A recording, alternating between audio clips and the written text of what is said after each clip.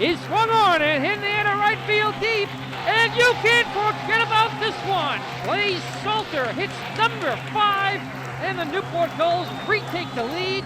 This is the Newport Gulls pregame show, live from Cardines Field in Newport, Rhode Island. Gone! A grand slam! To left power, right tower power, and the Gulls walk off in the 15th inning! Coming up, interviews, stats, standings, lineups, and a whole lot more. Tomas steps on the back for one out, throws to first. It is in time, a double play. And that one is gone!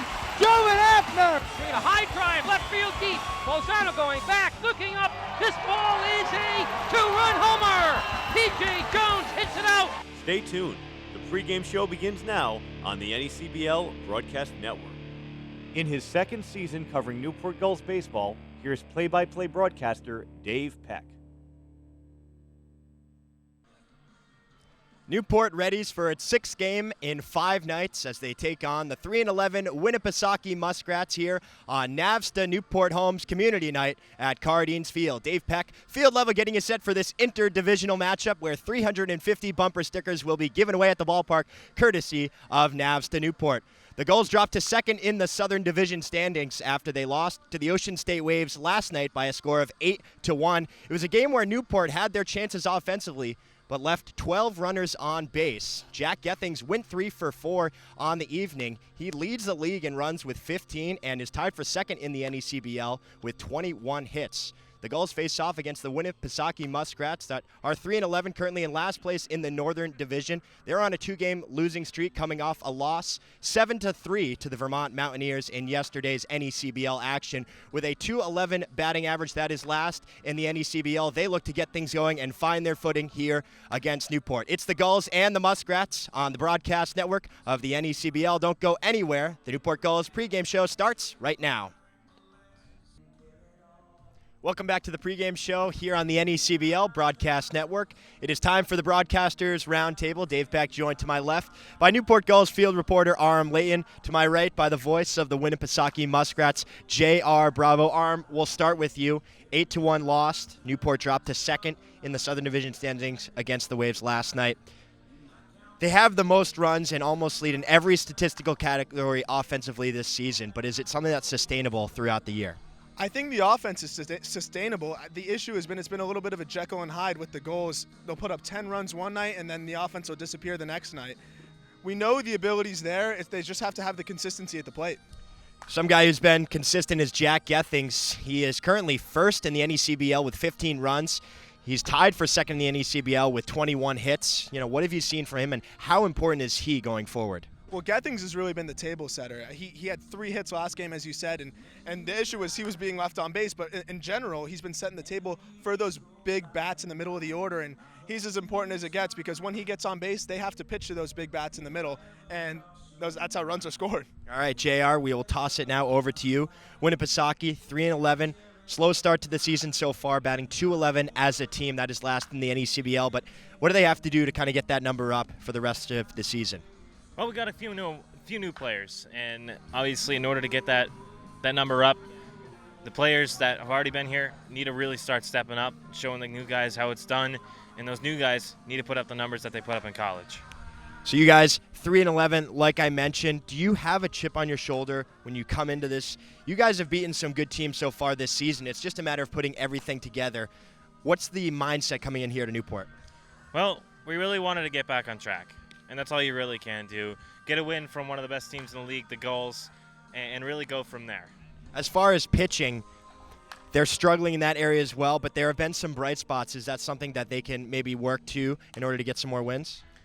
Yeah, again, I mean, relief pitching has just not been very good for this team. And once you start getting relief pitching, you can – because if you give up like four runs as a starter – and you give up another 6 as relievers, you're giving up 10 runs a game, and that's something you don't want to do. So if you can get the relievers to lock it down and say only have that 4 spot on the board, then you're going to have a much better chance of winning games. All right, it's the first matchup of the year between the Muskrats and the Gulls. In the one game they played last year, the Muskrats won 11-5 here at Cardines Field. For the voice of the Muskrats, J.R. Bravo, and the Newport Gulls field reporter Aram Layton, I'm Dave Peck. The Newport Gulls pregame show continues next, right here on the NECBL Broadcast Network. Welcome back to the NECBL Broadcast Network pregame show. I'm Jody Leone here for this game's edition of Newport Gulls Insider, and standing with me is the team's official statistician, Andre Olivier. How you doing today, Andre? Great. How about you, Joe?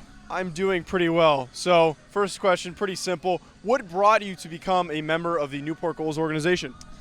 Well, actually, I graduated from UMass Dartmouth, and I just went to go talk to someone about internships, and they told me someone she knew had worked for the Gulls as a statistician, and I applied, and now I'm here. What exactly did you major in at UMass Dartmouth? Majored in math. Okay. I guess that makes sense considering you're working with numbers so much. Yeah, it's fun. It's definitely fun being here. It's a great environment here. I love it. So Chuck, who's the general manager, he stresses the importance of your job and what you do. What exactly are you responsible for on game days? Well, I keep the scorebook, and I put all the stats into the computer. Just make sure everything's right, and then at the end of the night, hope everything goes through correctly. We've had a couple issues early in the season, but everything's been running smoothly as of recently, so it's getting better. How do you deal with because I'm sure there's a little bit of stress that comes with it, because if you do have a slight mishap, there's going to be a lot of people that aren't going to be too happy with you. How do you deal with that pressure? It gets a little crazy during the game sometimes. I've only gotten a couple emails from some angry dads, so it hasn't been too bad so far, but man, it's just fun, you know? It gets a little stressful, but at the end of the day, it's a good time being here, and I enjoy it. Hopefully you don't get any more angry emails going forward. Hopefully not. So what are your aspirations going forward after this season and what you want to do with your career? Well, I'd like to do this professionally. I mean, this has been a lot of fun so far. I'm really enjoying baseball, but I'm a big fan of basketball, football, baseball, so I mean, just doing stats at a professional level would be great, and it's a great start. I'm loving it. All right, well, good luck to you going forward, Andre, and that is the end of Gulls Insider. The NECBL Broadcast Network pregame show continues after this. Welcome back to the NECBL pregame show. I'm Dan Byford here alongside Tim Tawa, who just got here for the last game. Tim, you had some pretty good numbers at Stanford, a little bit under 300 for your batting average. Drove in upwards of 40 runs, scored upwards of 40 runs. What kind of hitter are you, and what do you hope to bring to this lineup for the Gulls? Well, I'm here just to get better. The kind of hitter I am is just a guy that tries to put the ball in play, hit the ball hard, all fields, and really run. I try to utilize the speed and score a lot of runs. So this team hasn't stolen a lot of bases so far this year. Do you think that you could help to change that? That's one of my goals, is to get better at stealing bases and become stronger in that aspect of my game, so I hope to. You showcased a little bit of power last year as well, hitting 7 home runs, or this year, I'm sorry. How do you think that's going to translate to using a wood bat? I mean, wood for me, I try not to treat it any different than using a metal bat, so it shouldn't be any different. I shouldn't treat it any differently. I'm just trying to hit the ball hard, and if it goes out, it goes out. More focused on hitting hard line drives and hitting hard balls places and hitting home runs. So you have some defensive versatility. Is there a position that you prefer to play above all the others?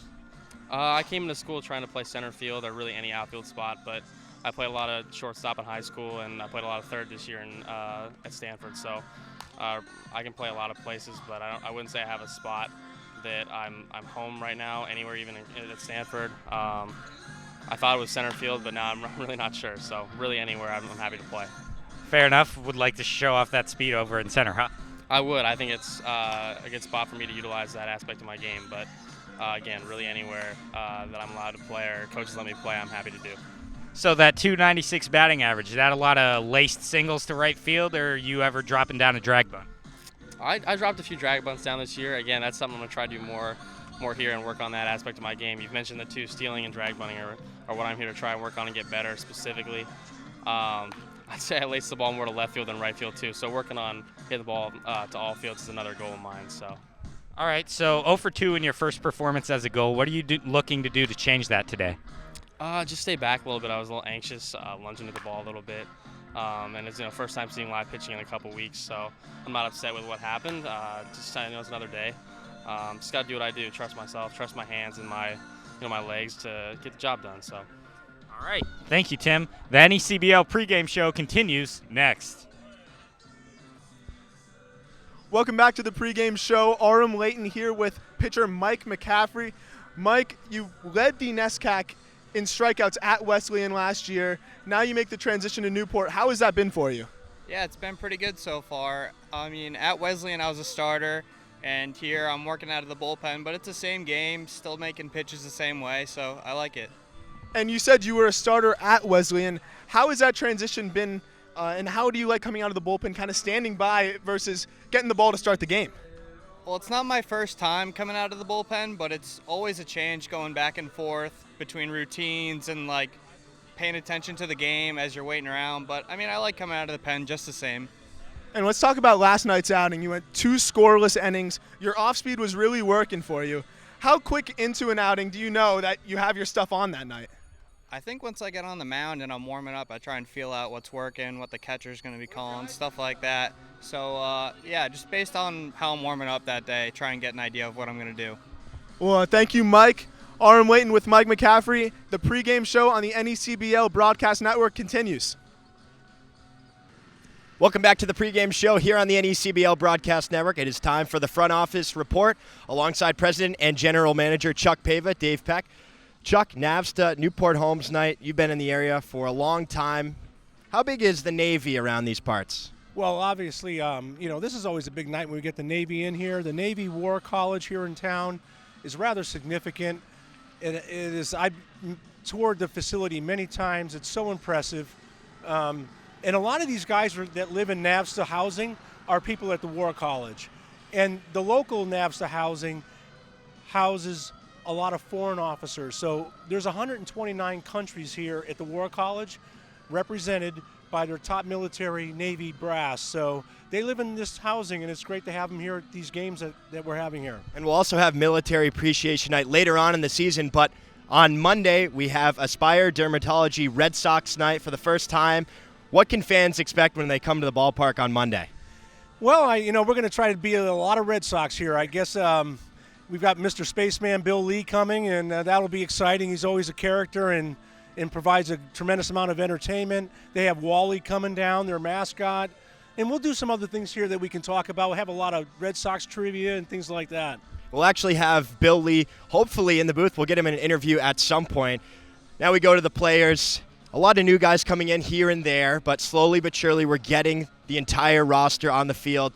What has impressed you about them so far this season? What's impressed me really is their commitment and appreciation for being here and enjoying this opportunity and realizing that it's an opportunity. These kids here, they're in it, and they're buying into this summer baseball thing. So I'm really excited for this group. The last couple guys that just got in are just going to add more value to this team. And then we have 2 more guys coming in on the weekend that are also going to contribute. When this team gets together and Coach Coombs starts to put his pieces together and get everybody in a rotation, I'm really confident that these kids will continue to have some success. All right, Chuck, thank you. General Manager and President Chuck Pava, I'm Dave Peck. Don't go anywhere. The Newport Gulls pregame show continues next right here on the NECBL Broadcast Network. Welcome back to the pregame show here on the NECBL Broadcast Network. Dave Peck alongside manager Mike Coombs. Coach, we have some new kicks today. They just got in. Could we get a shot of those kicks? Any possibility? I mean, those are black, orange.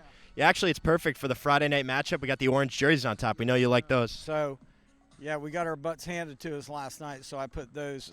They're on the shelf right now. So I brought out the new kicks, ready to go.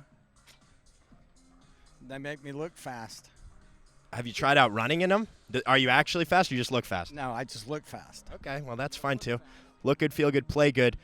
12 runners left on base yesterday. Is that something that's just baseball because you did that to Ocean State the first time you played? Is there an answer for it? Is it something you just got to take day by day? No, you got to knock them in. You can't leave 12 guys, or I think they left 17 or something like that. That's where your hitters have got to really bear down. They got to get those runners in somehow, some way. This is the 6th game in 5 nights. It's been a busy stretch early on in the season. Does that affect, how the players maybe come out? Maybe they were a little flat yesterday? Well, they were a little flat, but I'd much rather play the game of baseball every day than have to go to practice. That's a good point. Yeah, play baseball every day. Yeah, that's why they tee it up 163 games, man. They don't want to practice. Yeah, that's fair. That's fair. You get better when you play. You play to win the game. Oh, my God, yeah. If I wouldn't be here. No. I had to put all this on and go through all this crap that we go through. In and out, early outs, this and that. No, you play for the W. All right, we have Ravino on the mound today. What can we expect from him? Just one outing so far, but he was sharp last Friday. He was really sharp, and we really liked his stuff. And hopefully he can repeat. We're going for a repeat. Any plans for tomorrow's off day yet? Me or the team? Both. Okay, the team, because the team is always first. Me's always second, third, fourth, fifth. Team probably going to hit the golf ball, hit the beach, first beach, second beach, third beach. Rejects beach? Rejects. Goose. Never heard of Goose. Yeah, Gooseberry Beach. Okay. It's right down there. Okay. Yeah. Rejects. I heard of Rejects. I heard that was your favorite one. Yeah, I got rejected a few times. I had to go there. But, yeah, Rejects is good. But, no, for me, I'm trying to scoop up some tickets to go see the Red Sox play. Oh, that's a good idea. 7:15 start. Yeah, there we go. All right, well, Coach, a pleasure as always. Manager Mike Coombs, Dave Peck. Don't go anywhere. The Muskrats and the Gulls are up next right here on the NECBL Broadcast Network. Once again, here's Dave Peck and the Newport Gulls broadcast team.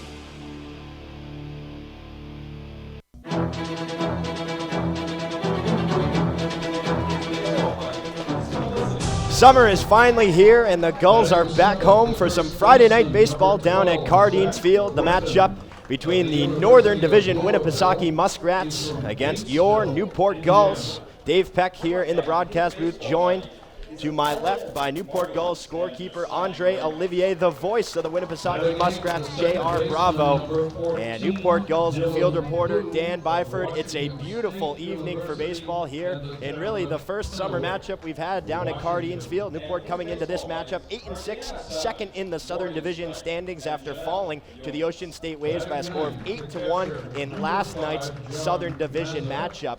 It was a game that only went 7 innings as fog rolled in off the bay, causing the sight to be blinded by the outfielders and many of the players there. So a 7-inning game. Jeremiah Burke picked up the loss, 3.1 innings pitched, 7 runs, 9 hits, did not walk anyone, and struck out 2. Offensively, it was a game where Newport had a lot of chances. They had 12 runners left on base, and not too different from the first matchup. The only thing was, it was Newport that was stranding runners, not the Waves. Logan Harvey did have a sacrifice fly. Jack Gethings did go 3 for 4 on the day.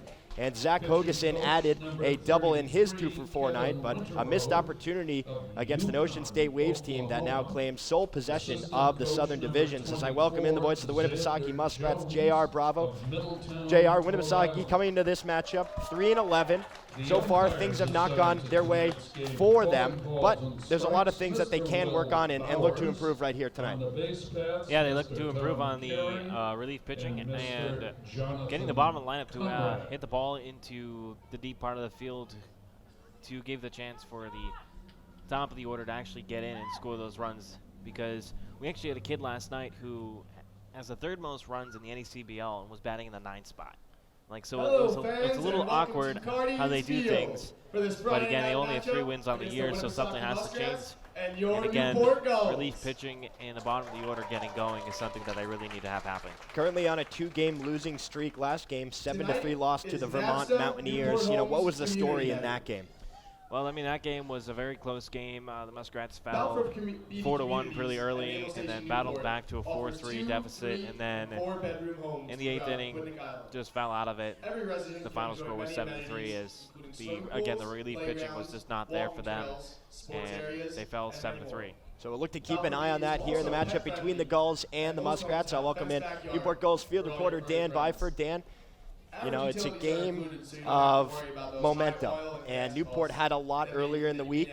They come in to Ocean State, and then they find themselves only putting up 1 run. They lead the league in so many offensive categories, but how sustainable is that going forward for them? So it's going to be hard if they can't, produce with runners in scoring position. All up and down the lineup, they have pretty good hitters, pretty good batting average everywhere, getting production from all of them. But what matters is the run scoring production, and if you can't score runs, you can't win ball games, especially when your pitching staff hasn't been totally stellar so far. It's the Gulls and the Muskrats in this interdivisional matchup on a beautiful Friday night, June 22nd, NAVSTA Newport Homes Community Night, where the first 350 fans to the ballpark will receive bumper stickers courtesy of NAVSTA Newport Homes. We'll have around the league standings and starting lines when we come back right here on the NECBL Broadcast Network. Now on the NECBL Broadcast Network. A reminder that this copyrighted telecast is the exclusive property of the Newport Gulls Baseball Club and the New England Collegiate Baseball League, presented by the authority of the NECBL Broadcast Network for the entertainment of our listening and viewing audience. It may not be reproduced, re-recorded, or retransmitted in any form, and the accounts and descriptions of this game cannot be disseminated without the express written consent of the Newport Gulls and the Commissioner's Office of the New England Collegiate Baseball League.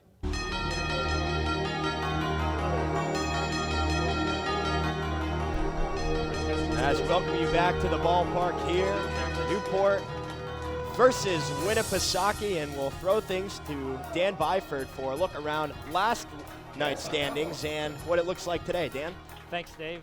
The Vermont Mountaineers beat the Winnipesaukee Muskrats 7-3 yesterday. The Keene Swamp Bats beat the Upper Valley Nighthawks 7-5. The New Bedford Bay Sox beat the Plymouth Pilgrims 5-4. In a shortened 7-inning ball game, the Ocean State Waves beat the Gulls 8-1. The Mystic Schooners beat the Danbury Westerners 4-2, and the Valley Blue Sox beat the Sanford Mainers 7-2. In today's action, there's a game between the Mystic Schooners and the Vermont Mountaineers going on tonight, as well as between the Danbury Westerners and Keene Swamp Bats. The Sanford Mainers will be taking on the New Bedford Bay Sox. The North Adams Steeplecats will be taking on the Plymouth Pilgrims, and the Upper Valley Nighthawks will be taking on the Valley Blue Sox. Thank you, Dan. We'll send it down field level for the national anthem.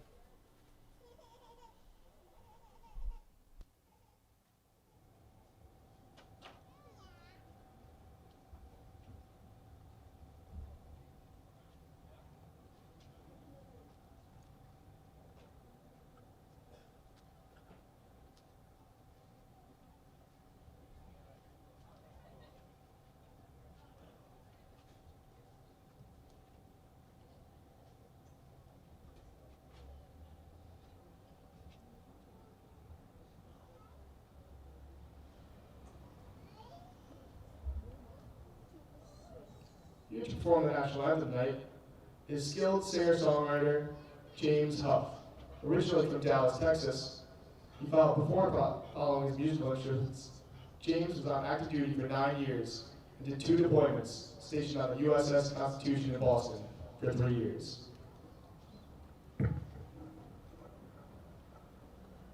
Oh, say, can you see by the dawn's early light what so proudly we hailed at the twilight's last gleaming, whose broad stripes and bright stars through the perilous fight o'er the ramparts we watched were so gallantly streaming, and the rocket's red glare, the bombs bursting in air, gave proof through the night that our flag was still there. Oh, say does that star-spangled banner yet wave o'er the land of the free and the home of the brave.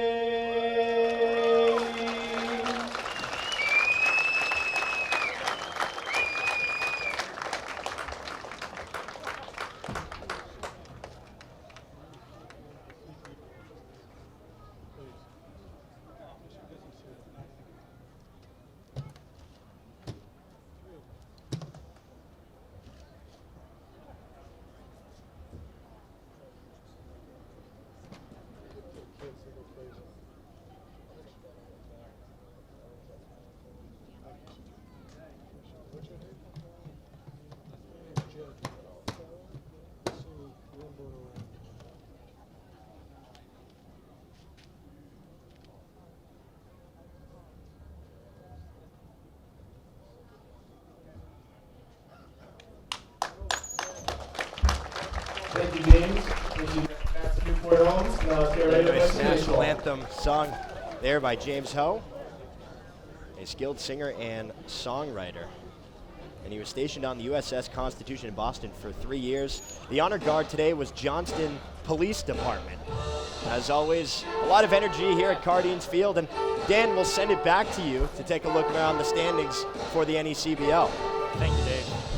Currently, the Valley Blue Sox are leading the Northern Division at 9-3. A game behind them are the Sanford Mainers at 8-4. Then there's the Upper Valley Nighthawks, who are at 8-5, 1.5 out of first. The Keene Swamp Bats are at 6-8, 4 games out. The Vermont Mountaineers are 4-9, 5.5 games out, as are the North Adams Steeple Cats, and the Winnipesaukee Muskrats are at 3-11, 7 games back of first place. In the Southern Division, the Ocean State Waves are currently leading the division at 9-5. The Gulls are just a game back at 8-6, followed by the Plymouth Pilgrims at 7-6, 1.5 games back, and the New Bedford Bay Sox at 8-7, 1.5 games back. The Mystic Schooners are at 7-7, 2 games back, and the Danbury Westerners are 2.5 games back at 7-8. Dave? All right, thank you, Dan. Again, Newport 8-6 coming into this matchup. Winnipesaukee 3-11. And so far this season, just 14 games in for both teams, but it has been a very tight Southern Division. It has not been that way in the North. What has been going on? What's been the story up there? A lot of teams that have kind of stretched themselves and separated themselves from the rest of the pack. Yeah, and unfortunately, those 3 that have separated are the top 3, and the 3 that make the playoffs in the bottom 4 are fighting basically amongst themselves to not finish in last place, it seems like. And Winnipesaukee is not doing a very good job of staying off the bottom, as they've been in the cellar of the Northern Division ever since day 3. So, you know, it's like Keene, Vermont, North Adams, Winnipesaukee all shoot themselves in the foot, go out and get a win, then shoot themselves in the foot for 2 more games in a row. So, not going to win too many baseball games doing that. As the Gulls are just about set to take the field, JR, if you will, take us through the starting lineup for the visiting Winnipesaukee Muskrats. Thank you. Batting first, Mason Calloway in right field from Savannah State. Terrence Norman, the center fielder, from Kennesaw State. Steve Passatempo batting third at third base. Batting fourth, Dakota Mulcahy, the designated hitter. Batting fifth, Casey Harper, the catcher. Batting sixth, Kyle Maurice, the new kid. That'll be a first game as a Muskrat at first base. Luis Aries, the shortstop, will batting seventh. Eighth is Ryan Burciaga, the second baseman. And ninth, Ryan Richard, the left fielder. And starting for Winnipesaukee is Will Terrell from Bryant University. Muskrats come into this ball game batting .211 so far this season. That is 13th in the NECBL. They have 100 hits, that is 12th, and only 11 doubles as the Gulls take the field. They will face off against Drew Ravino, the rising senior out of St. Louis University. Ravino, 6'1", 205, the righty, making his second appearance. His first one was sharp. It was on June 15th last Friday versus Keene, a 7-4 win for the Gulls. He went 6 innings, gave up just 2 runs off 8 hits, walked 1, and struck out 4. He has a 3.0 earned run average coming to this ball game as the Gulls are taking the field now wearing their Friday night orange tops with Newport written in white along the chest. Numbers below that, numbers outlined in orange. In white, they have the white pants, and then for the Muskrats, it's the all grays with Muskrats written in blue across the chest with a nice yellow trim around there with a light blue undershirt to accompany him. And the umpires for tonight's ball game, home plate will be Will Bowers. The first base ump is Jonathan Conrad, and umping third tonight is Tom Carey. Newport Gulls lineup real quick. Tim Tawa out of Stanford leads things off. He plays short. Cole Austin is the left fielder out of Arizona State. He's in the 2-hole. Cody Hosey, the third baseman from Tulane, is batting third. Behind him, Dalton Reed, the designated hitter, committed to University of Kentucky.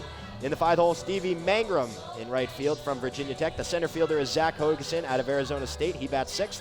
The Louisville product, Zach Britton, is at first. He bats 7th. Batting 8th is Dylan Plew, playing second base from Washington State. And rounding out the lineup today for the Gulls is the Northeastern Husky, John Mazza, a catcher. And he will catch Drew Ravino. So Newport coming in with a 5.43 team earned run average. That is 10th in the NECBL. It's been something that has given them a lot of problems. The offense has not been too much of an issue. It was last night. They left 12 runners on. We'll see if they can do a little bit better. But like Dan mentioned and like JR mentioned a few moments ago, this is a Newport team that hits the ball very well, and look for them to jump out on top early on. The weather here in Newport, 68 degrees, precipitation just 20%, humidity 79, winds 11 miles per hour. You see the American flag there waving majestically on the second night of summer, the first summer ball game we've had here at Cardines Field. Should be a good one between the Muskrats and the Gulls. Quick field inventions here at Cardines. Opened its gates in 1908. Left field is 315. Left center is 365. Dead center, it juts out to 395. Right center comes back in, 315. And then it's 285 down that right field line. See a couple of triangles out there on center on the bird's eye view at Cardines.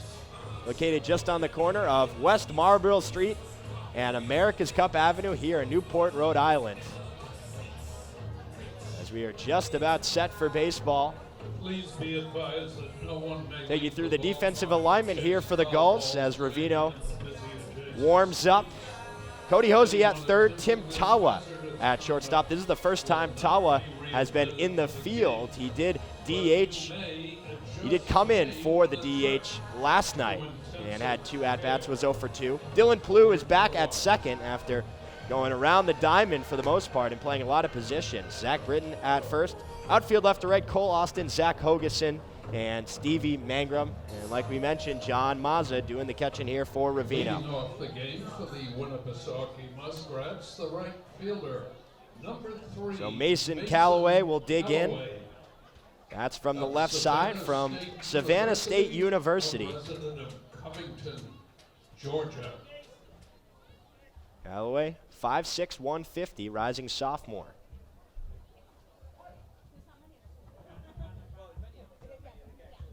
Quite a few people here tonight. First pitch from Ravino is a fastball in there for strike one. 6:39, the time of the first pitch here on the East Coast. We'd like to welcome everyone far and wide across the country listening into this broadcast. Here's the 0-1 to Calloway. It's a fastball that runs inside. 1 ball and 1 strike.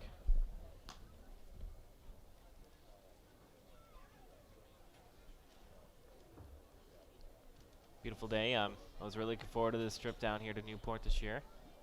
Reno from the windup. Here's the 2-2 lined into center field. Coming on is Hogeson, but that'll get down for a leadoff single. So Calloway, who was 2 for 4 in yesterday's game, he had a run and RBI. He picks up right where he left off. Yeah, Calloway does that a lot. Leads it off with a hit or gets really good wood on ball. Terrence Norman. Against leadoff hitters, it's been a problem so far for Newport. Opposing batters have been batting .375 when leading off innings. In steps Terrence Norman from Kennesaw State University, a rising junior, bats from the right side. Ravino now from the stretch. Here's the first pitch, and it's fouled back to the backstop for strike one.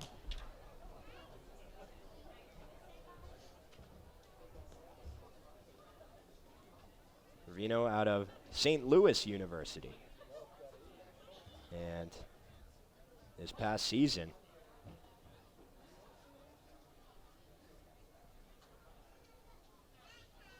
Ravino had a 10-2 record as that one is fouled towards the Newport dugout for strike two. He was 10-2, tied for first in wins, a 2.13 earned run average. That was first on his team. Only gave up 16 earned runs the entire season and struck out 52. Like we mentioned, he was sharp in the first game versus Keene. Gave up just 2 runs. Top of the first inning, no score, nobody out. Calloway on first. Here's the 0-2 pitch, and it's a fastball taken just off the plate for ball one.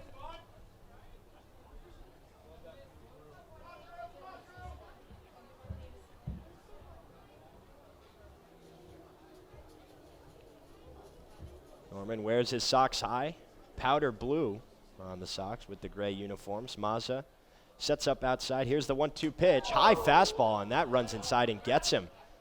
right near the shoulder. He seems to be okay as he gets up relatively quickly considering where that ball was located. Yeah, that was scary. Saw him drop like that too. Thought maybe something was wrong there, but it appears that it hit off the right. bat. We take a look at the replay there, but he is staying in the box. Callaway is returning to first, so the count will remain 1 ball and 2 strikes.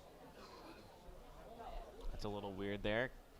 Going off the bat, off the backside of his body there. Something you don't see too often. And the guy ducks away from a ball coming at him and hits the bat. And it'd be a strike. Ravino from the stretch. Here's the 1-2 pitch. Fastball. That one misses off as well. So Norman battling his way back into this count. Now 2 balls and 2 strikes. He's thrown 5 strikes, 2 balls to this point in the ball game. Ravino. Norman 1 for 9 this year. Hitting 111.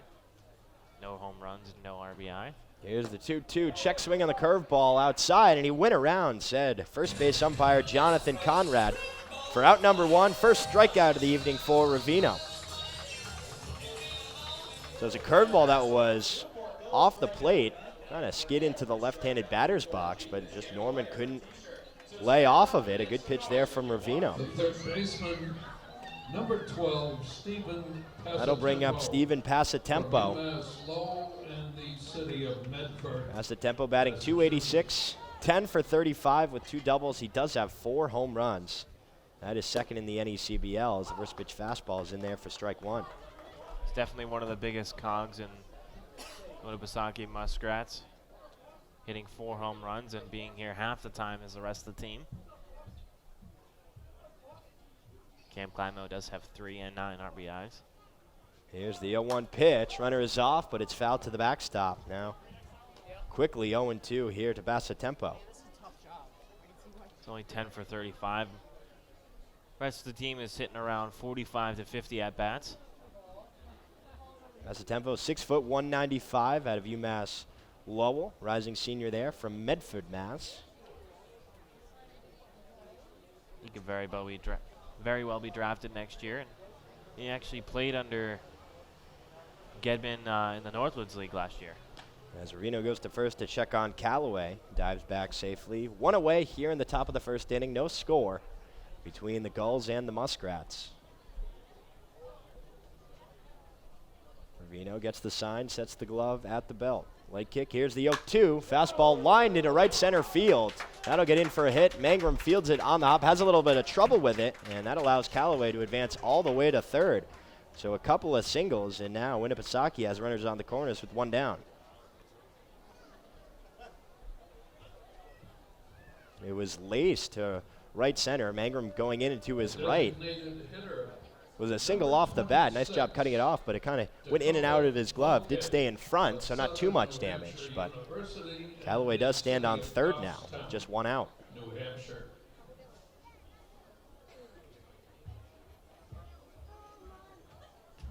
So here comes the cleanup hitter, Dakota Mulcahy, designated hitter from Southern New Hampshire University. That's from the left side. Okay, batting .250. He's got 8 hits, 3 doubles, and 4 RBI. Chance for another here. First pitch from Ravino is a curveball, check swing, and he went around, said the third base umpire Tom Carey, located behind the mound right now. And the count moves to no balls and 1 strike. A couple of times they've checked down there. You don't usually see that very often. No. Calling him on a strike. And I've seen sometimes early in the year where the umpires are talking to the coaches and they don't see it. 0-1 curveball. This one hit on the ground right side. It gets past a diving Britton into right field. Callaway scores from third. Passatempo rounding second. He will stop at third. And it's 1-0 Muskrats here in the top of the first. RBI single there for Mulcahy. And already 3 singles in this game. Of Northern Oklahoma College. We mentioned it was an 11-5 win for the Muskrats last year when they came in. It was a matinee game, I believe, a Saturday. Newport actually had a doubleheader. They went to Ocean State to play their final game against the Waves. And we actually went up to New Bedford that night, too. So both had a doubleheader. A lot of yeah, baseball. Both of our games last year between the Gulls and Winnipesaukee were rained out and moved. Newport did not travel to Winnipesaukee. No, they did not. Actually, they did, but then the game got canceled 2 innings in. Casey Harper takes the first pitch curveball in the inside corner for strike one. So Callaway led off with a single. Norman struck out. Passatempo with a single. And then Mulcahy with a single of his own. It's 1-0 Muskrats here in the top of the first inning. The 0-1 pitch, fastball waved and missed. 1 out, 2 strikes here to Casey Harper. Looking to change this 3 for 34 here. But he does have 1 home run. And it was a single shot to left in, ironically, New Bedford. Here's the 0-2 from Ravino. Curveball drops in. Check swing. Did he go around? No, he did not, said John Conrad. So it's 1 ball and 2 strikes here to Harper out of Northern Oklahoma College. Ravino having himself a pretty decent year so far. Only 3 earned runs. Does have 6 innings pitched with 4 strikeouts. He looked sharp against Keene. One of the veteran arms on this team for the Gulls. The 1-2 pitch, breaking ball, waved and missed for strike 3. 2 gone in the inning. With the curveball again, started outside and then ended in the left-handed batter's box, but Harper couldn't lay off. Second strikeout of the evening for Ravino. The first baseman. Pitching with runners on base so far for Newport. Morris. Runners in scoring position, opponents batting .261, 49 hits, 4 home runs. Now opposing position with 2 outs. Runners in scoring position, .233. That's the case here. 2 down on top of the first, 1-0. Winnipesaukee on top. Here's Kyle Maurice. Bats from the right side. First pitch fastball misses just low for ball 1. Muskrats doing what they wanted to do here, and that's lead pretty early in the game, because once they've gotten an early lead, they've actually seemed to hold up defensively.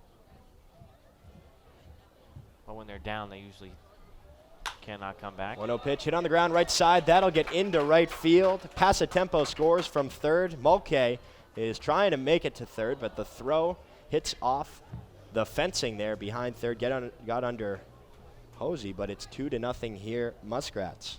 And because there's no real foul ground there, that didn't give Mulcahy the chance to run to home.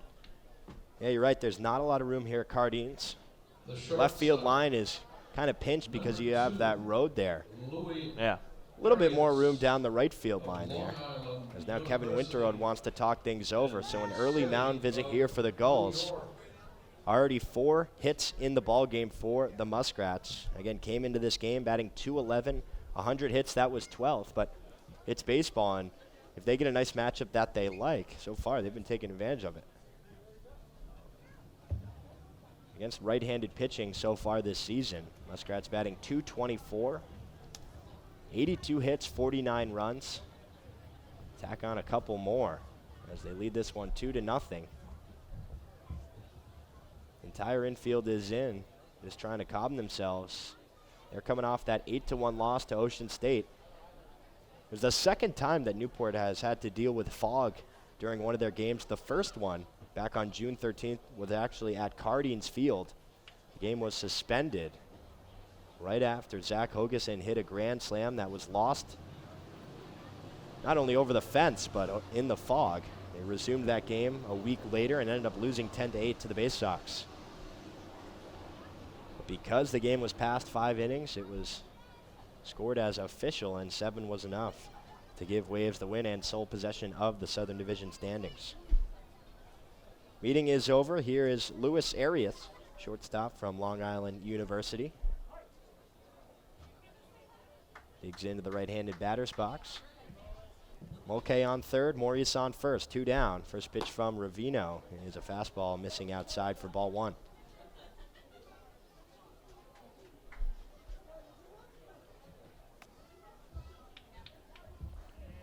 Arias bats in the 7-hole. Ravino from the stretch, fastball popped up right field.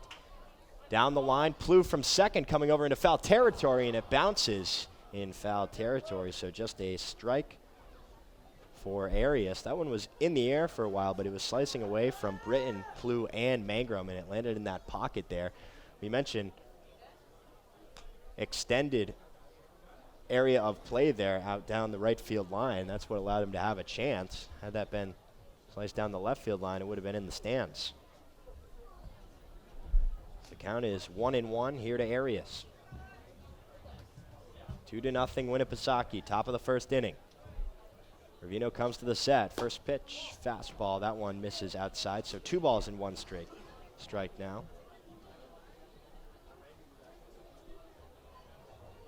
Newport in its last 5 games, 3-2.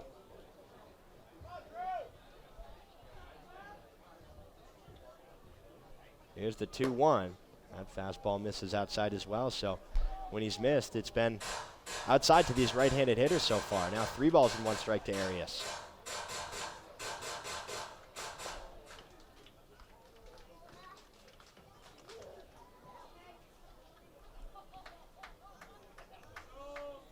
Takes a long look in, now gets the sign.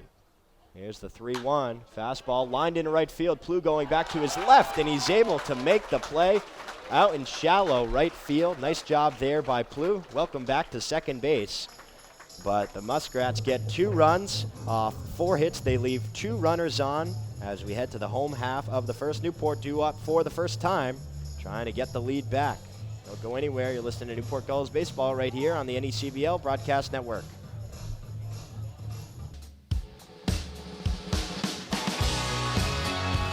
As we welcome you back here to Cardines Field, Dave Peck alongside the voice of the Winnipesaukee Muskrats, J.R. Bravo.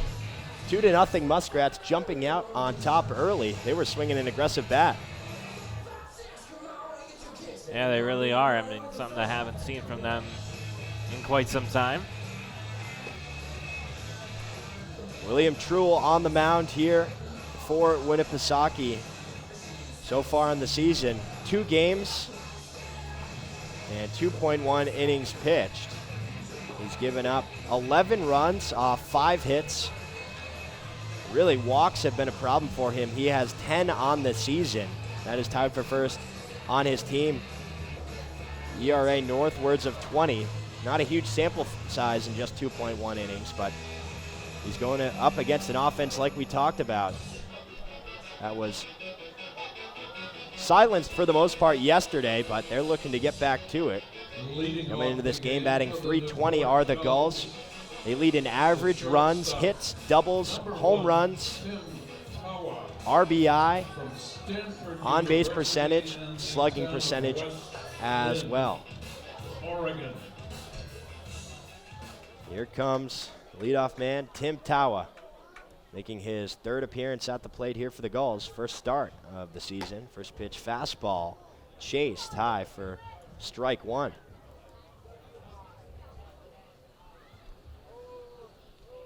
Trout looking to get back on track after a couple of shaky starts to begin his NECBL career. Here's the 0-1 from Truel. It's a curveball that bounces low. 1 ball and 1 strike here to Tawa. Tawa a latecomer, and that is because, you know, the Stanford team that had a pretty good run in NCAAs. They were 46-12 overall, 22-8 in the Pac-12. That was first in the tough baseball conference. Truel comes to the set. Here's the 1-1. Fastball goes behind Tawa for ball 2. Just lost a handle of that one. Stanford was 2-2 in the NCAA regionals. They beat Wright State 4-3 and Baylor 4-2, but both their losses came to Cal State Fullerton by scores of 2-1 and 5-2. He's a rising sophomore, and he was quite the football player as well. A 3-time Gatorade Player of the Year. Since 2014, Winnisaukee's gone 2-2 down here at Cardines Field. 2-1 popped up behind home plate. Harper, the catcher, throws his mask off, but this will get into the grandstand for strike 2. Muskrats on top, 2-0 bottom of the first inning. Nobody on, nobody out. Tawa this past year for the Cardinal, 296 average, 3rd of the regulars. 223 at-bats, that was first. He was 2nd in hits, 2nd in runs, 1st in doubles with 18. This all coming in his first year. 2-2 pitch, breaking ball. This one hit deep to center field. Norman goes back just a little bit and makes the catch. So one away here in the first. It looked like it was hit pretty hard, but Norman was there and had a good read on it. Yeah, he just sat there. All he had to do really was just move slightly to his right. And, I mean, he had time there to go camping. He was under that for so long. So one down here in the bottom of the first inning for Cole Austin. That's from the right side. First pitch, breaking ball taken low for ball one. Austin has been the guy tied for first in the NECBL with 5 home runs. He's first in the league with 17 RBI. Quiet game yesterday, 0 for 4, as the 1-0 curveball skips in the dirt and all the way to the backstop for ball 2.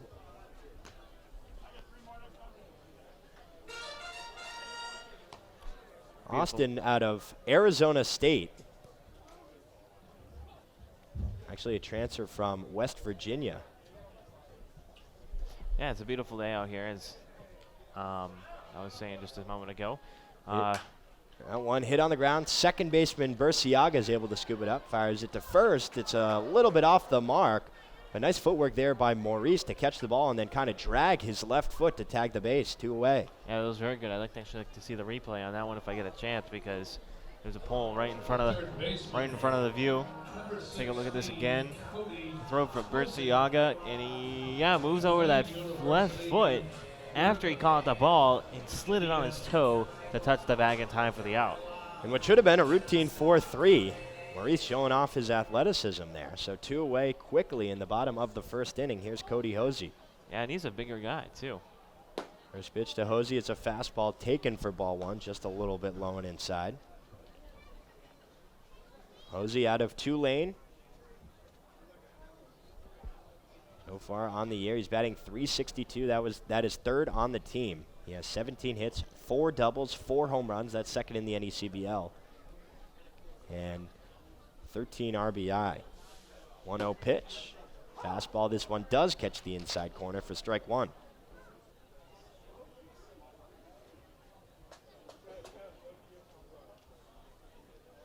Hopper back behind the plate for the second time this week. He was injured, so he took a bunch of games off. Here's the 1-1 check swing on the curveball. And he did not go around. Close, but it's 2-1 now to the Tulane Green Wave.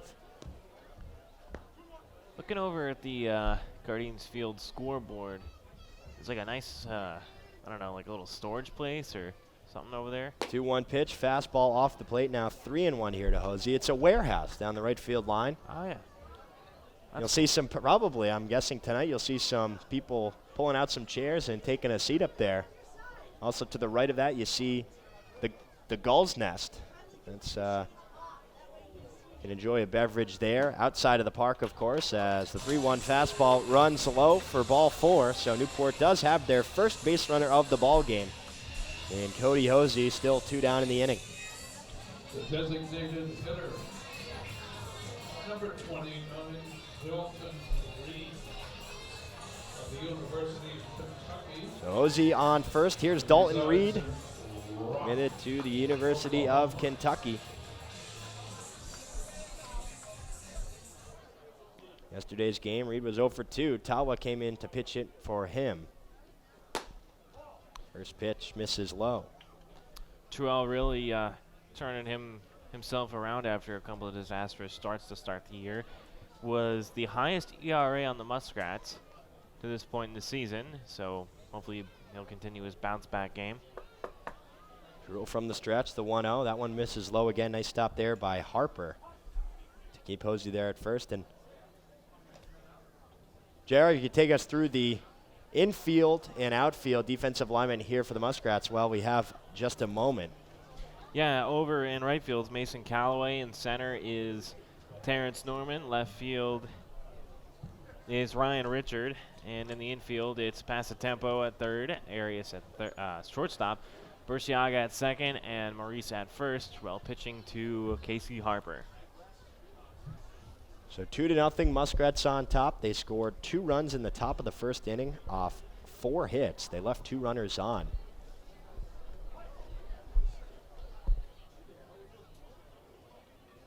Jewell takes a long in, gets the sign. The 2-0 to Reed. This one fouled to the backstop. Now 2 balls and 1 strike.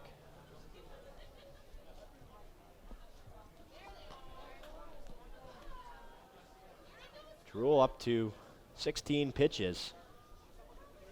6 strikes, 10 balls. Yeah, he's retired the first 2 in this inning.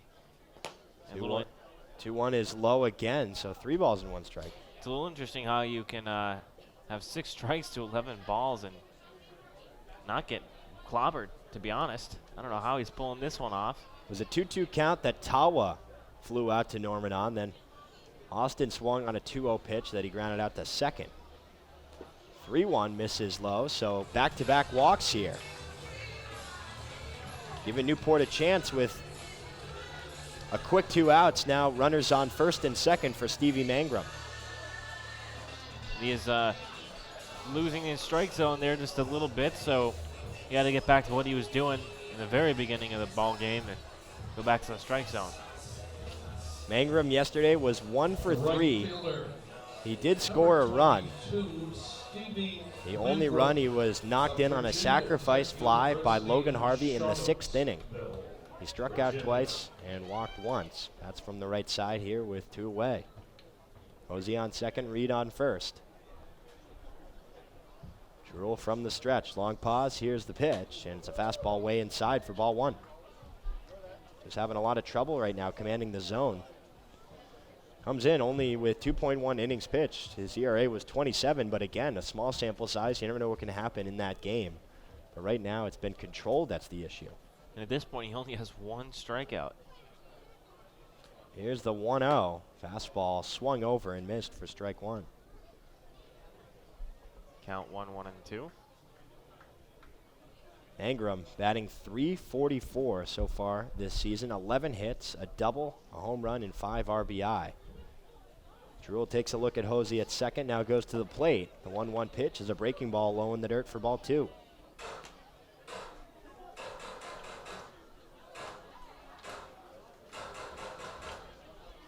The Gulls versus righties so far this season, batting .343 compared to a .274 clip against left-handed pitching.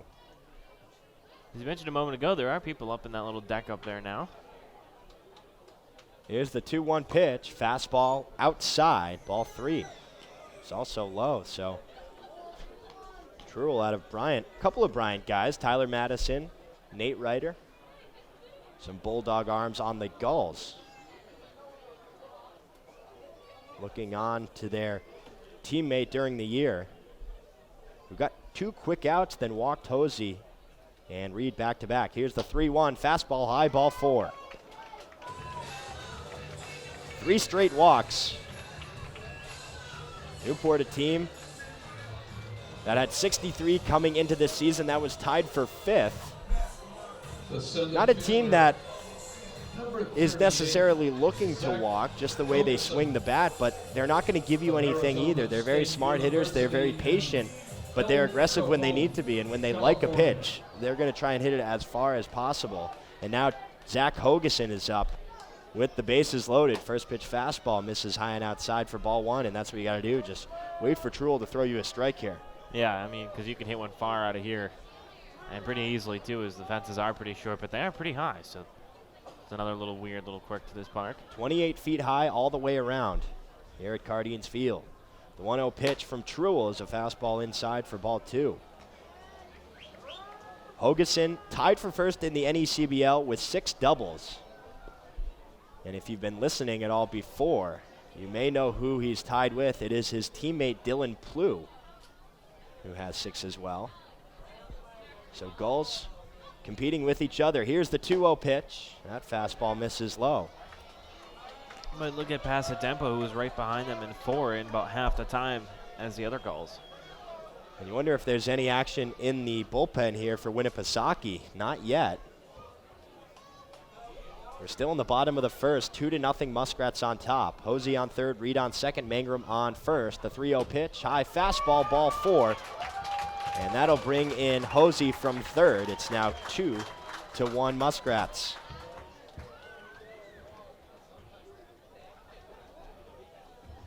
if my memory serves me correct here, it was a 6-4 Winnipesaukee lead last year going into the 6th inning, and that's when the Muskrats blew it open.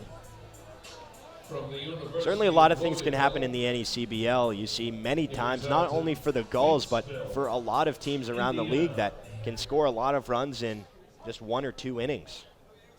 Saw Mystic do that against the Gulls in the first time those two teams met. Here's Zach Britton, still with the bases loaded. First pitch to Britton is low and outside for ball 1.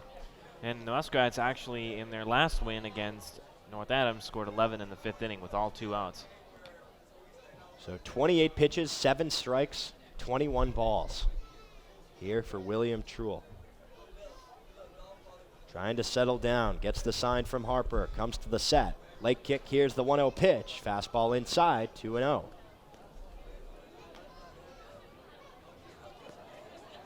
And when you're struggling like this, you tell yourself, yes, throw strikes, that is obvious, but to throw a strike against Zach Britton right now, who is second in the NECBL with a .441 average, it's not something you necessarily want to do, as that one misses low and outside for ball 3. At least you don't want to give it to him right down the middle. No. But you obviously got to start throwing strikes, because if you walk a guy here, this game is tied. It's a new ball game, and that is something you just cannot do if you're William Truel, who has had a disastrous start to this 2018 season. Tawa flew out to Norman, the center fielder, in the first for the first out, as the 3-0 pitch misses high for ball 4. 5 straight walks, and this ball game is tied at 2. 5 straight, all coming after getting 2 quick outs. We're in the bottom of the first right now, 7:09 Eastern time. Number 14, Dylan. And it was interesting that there was nobody warming up in the bullpen. Still with sweatshirts on. They're just kind of letting him hang out there. 5 walks in an inning. Don't remember the last time could think of that happening. So here's Dylan Or do you want Plouffe. to? That's from the left side. First pitch from Truel. There's a fastball that misses outside for ball 1. You can't even, I don't know how to say it, but walk into a strike here, you know? Plouffe batting .306. He's got 15 hits, 6 doubles. Like I mentioned, tied for first. And 6 RBI. Fastball from Truel misses high. 10 straight balls here from William Truel. Hosey walked, Reed walked, Mangrum walked, Hogeson walked, Britton walked. Plouffe ahead, 2 balls and no strikes.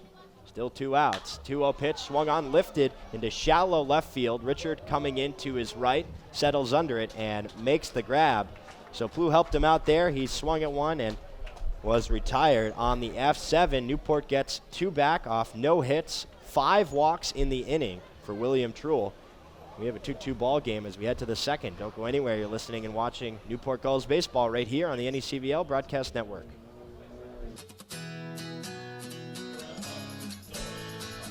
Top 2, 2-2 here at Cardines Field. Ravino back out on the hill trying to have a better inning. Winnipesaukee was able to get their 2 runs off 4 singles. 1 from Callaway, 1 from Passatempo. Mulcahy added 1 and Maurice added 1 as well, but for Newport it was 5 walks in the inning, and it was interesting that there was nobody warming up there for Winnipesaukee. You know, that was very strange. Very, very strange. So Burciaga, Ryan Richard due up, followed by Mason Callaway, who led off the game with a single back in the top of the first. Winnipesaukee, the second baseman, number 4, Ryan Ravino, who of the University came into of this Texas ball at game with Dallas. only He 1 lives walk on in the season. Katy, Texas. Strikes have not been an issue for him so far, as the first pitch curveball misses low for ball 1.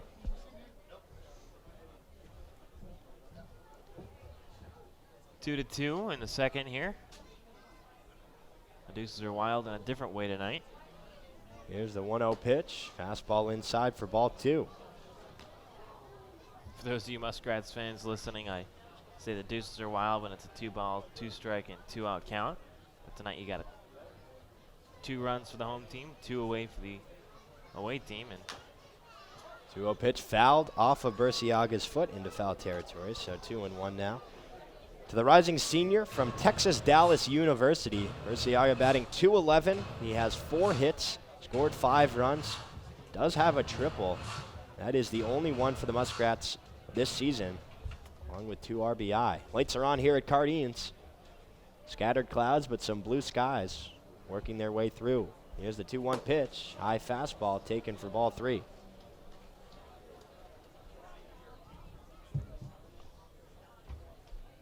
So Ravino trying to climb back into this count. Wind up and the pitch. Fastball in there for strike 2. Nice. Burciaga took a walk.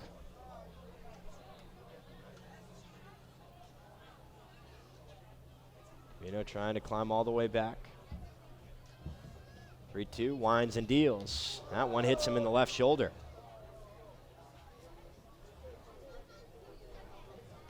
So on a 3-2 pitch, fastball wasn't even close. Burciaga takes off his shin guard and drops down the first baseline. The left fielder. Muskrats have their leadoff man on for the second consecutive inning. Richard of Plymouth State University. And Mason Calloway will be on deck now as he'll look to come up to the bat for the second time in as many innings. Ryan Richard 9 for 34, 264, no home runs, 4 RBIs.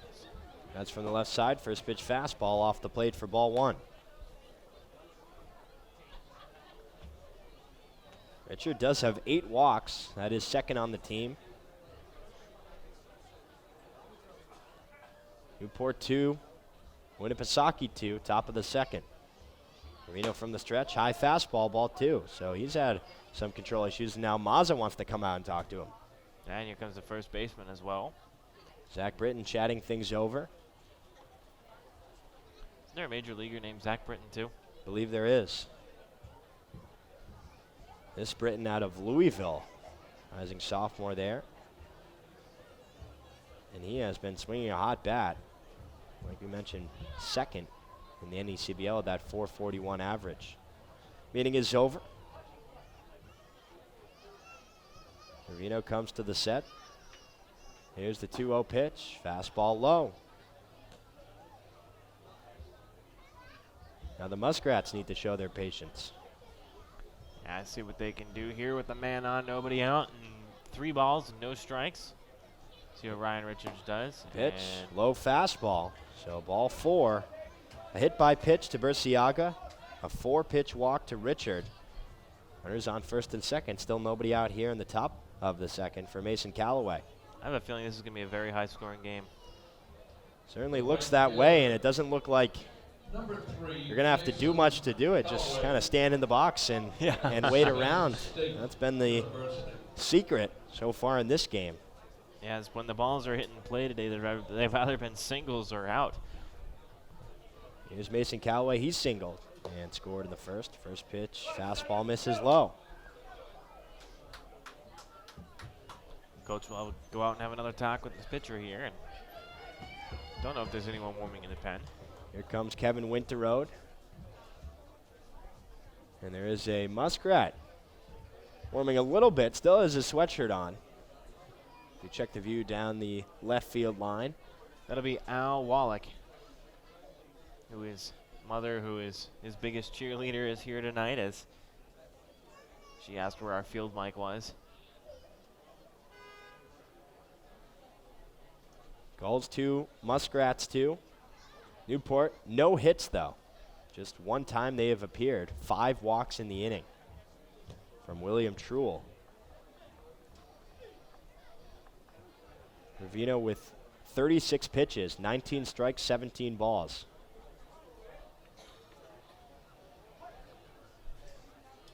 One ball and no strikes here to Calloway. Calloway 11 for 36 this year. And he tries to drop down a bunt, but this one is fouled off the plate into the backstop.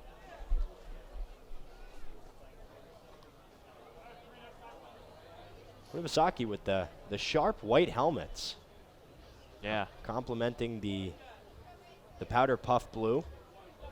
Yep, a few of the players who are a little bit bigger and a little bit smaller are sporting their own helmets from their school. Ryan Richard over at first is sporting his Plymouth State.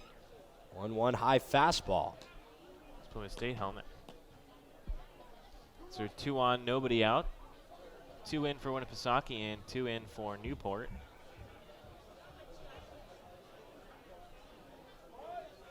Reno takes a deep breath, now sets the glove at the belt.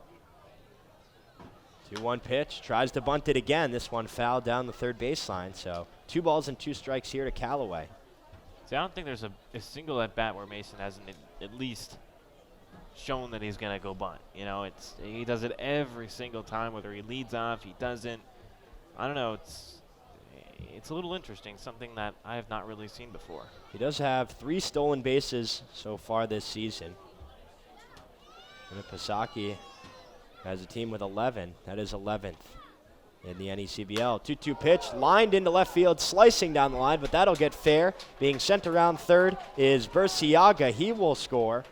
And Callaway is on with his second hit of the ball game. This one, an RBI double.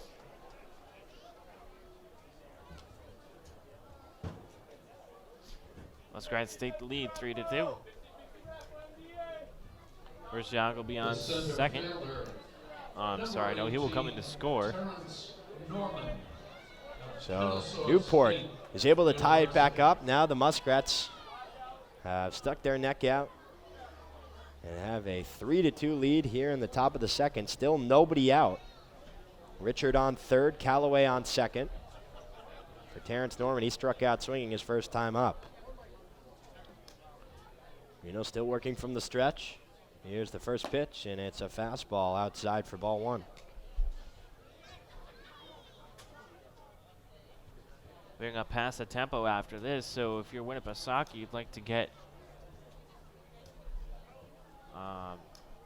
Terrence Norman on base here for a chance at a slam or a deep fly ball that'll score even more runs from past the tempo. 1-0, breaking ball. This one is high.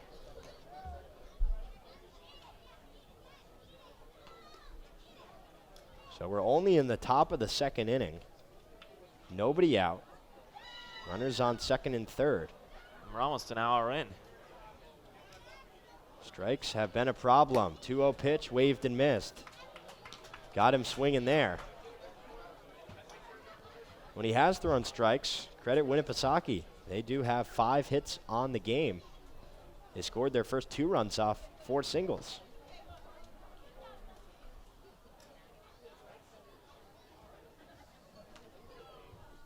See what Reno does here. Here's the 2-1. That fastball blows it by him for strike 2. Nice job working back here in the count after going down 2-0. Trying to record the first out of the inning here. Unlike Truel got the first 2 outs and then he walked 5 before getting Plu to fly out to Richard in left field. I would imagine that this will be Truel's last inning of work should he come back out. 3-2 pitch, curveball foul to the backstop. Norman showing some fight. So far on the season, runners in scoring position. Muskrats batting .259, 6 home runs, 43 RBI. And Nick Enright is now warming for the Gulls. A little interesting, you have to share the bullpen out there, huh? Oh, they got to share everything. They got the first baseline they have to share with both dugouts down there. 3-2 pitch, popped up, shallow right field in foul territory. Plu going over, but it's Britton who had a play on it. Could not come up with the catch, though, as it bounced right in front of the fence.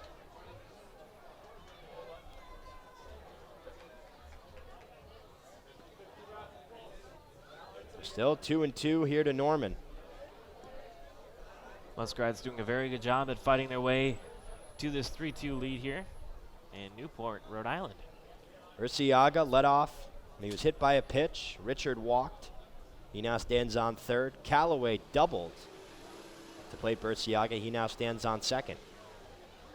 And Ravino steps off. And you always wonder how long it takes for a pitcher to realize that they may not have their best stuff, or if they can get it back, as the 2-0 breaking ball is swung on and missed for strike 3, third K of the ball game for Ravino, and there's one down. How long does it take to maybe realize that you are able to get it back, or when do you start to think, boy, I just don't have it today? Yeah, I mean, for something like Terrell, he just haven't had it at all this year. So, I mean, there's definitely something going on there. He's a D1 pitcher over at Bryant. Didn't pitch a whole lot, but still, if you're in a D1 school, especially like Bryant, who is a pretty decent D1 school, I mean, you're good enough to pitch. You're really good. So to see him struggle like that is just very nerve-wracking. Passatempo chases a first pitch curveball for strike 1.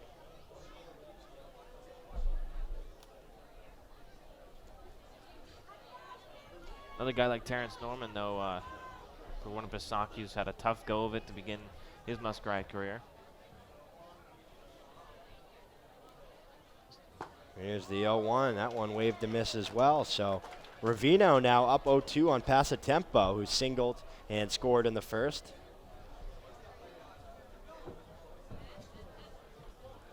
You look at Truel's stats, 4 innings, 3 runs, 3 hits, 8 walks, and 3 Ks this past season for the Bulldogs. He only made 5 appearances, so you look at that 8, and it is something that jumps out at you. 0-2 pitch, breaking ball, popped up, shallow right center field. Mangrove coming in, gets behind the ball, makes the catch, and the throw is cut off by Britton. No tag from Richard, and they're 2-way. Here comes Mulcahy, who reached his first time up. See if he can do that again with Ryan Richard on third base and Mason Calloway on second. So Mangrove did exactly what you want to do. He got behind the baseball as that one was lifted high in the air in shallow right field. Got behind it, set his feet, and came in on the run in case Mulcahy wanted to test out his arm. Probably a wise decision there. Mangrove drafted by the Boston Red Sox in the 2015 draft. Here is Mulcahy, who fouls that one off the backstop, 0-1. It's Richard at third, excuse me. And now Mazza wants to have a quick conversation. 3-2, Muskrats on top of the second inning. 2 down. And 1 in for Winnipesaukee. Dakota Mulcahy, the Southern New Hampshire University product, along with Wesley Tobin, his Southern Hampshire teammate. Those two, Wesley Tobin actually pitches to Mulcahy on occasion over in Southern New Hampshire, and they together in the East Regional Final actually won that game with Tobin going 4 innings of no-hit relief with only 1 walk. Here's the 0-1 breaking ball. This one fouled down the third base line into the netting. Maybe it broke something. We got a lot of sound effects here at Cardines Field. And we've seen balls go over the fence and break windows. Yeah, some fans pointing to where it is, out behind the ballpark. A lot of cars in the area as well. Cardines boxed off by roads. You know, Newport, congested place, a lot of tourists, a lot of people, a lot of life. Yes. But also a lot of cars and glass that could be broken. Yeah, and you know what? Looking at all these nice houses, the fence is actually shaped because there's a house sitting right there. It is. It's the property lines that makes up the fence here in the city by the sea. The 0-2 pitch, popped up foul, third base side, out of play. So, I mean, just think of what this land you're sitting on with a baseball field could be worth if you put houses on it, right? And it's nice how there's still actually a ball field here. The land was actually originally formerly used for water. It was a source of water that was used to power the steam engines. You see a railroad track that runs just on the opposite side of the road that is parallel to the third base line. As the 0-2 curveball is waved and missed for strike 3. So the Muskrats reclaim the lead on the RBI double by Mason Calloway, but they leave 2 runners on. They score 1 on 1 hit, no errors for the Gulls. We'll head to the bottom of the second, 3-2 Muskrats right here on the NECBL Broadcast Network. As we welcome you back here to Cardines Field. 3-2, Muskrats on top. They scored 2 runs in the top of the first inning. They added 1 more in the top of the second. And I'll welcome in Newport Gulls field reporter Dan Byford. And Dan, you brought up a good point. The relation, manager Mike Gedman of the Winnipesaukee Muskrats. There's a relation to a former Major League Baseball player. Yeah, the former Rookie of the Year for the Boston Red Sox, Rich Gedman, the catcher, of course. And Mike had a baseball career, too, you know. Played at Lemoyne College for a couple years before he transferred and didn't continue playing baseball after that. But he also played in the NECBL for the Sanford Mainers. Interesting fact. So he is back at it now, a coach here for the Muskrats, as Newport looks to try and battle back after Winnipesaukee was able to put up 1 more off the RBI double from Mason Calloway. Truel is still out there. He walked 5 last inning. Newport did not get a hit, but did score 2 runs. It'll be Mazza, then the top of the lineup, Tawa and Austin. First pitch to Mazza is popped up over the backstop, 0-1.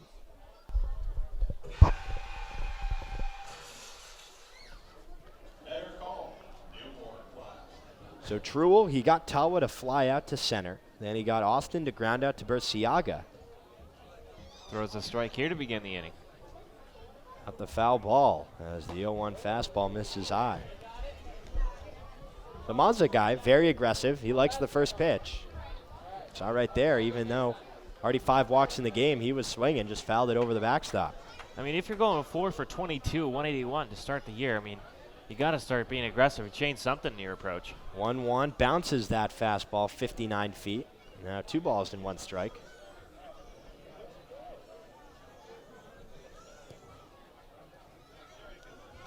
Curious to see what the number is on hand tonight. 2-1, high fastball, thought about it, didn't go. 3 balls and 1 strike.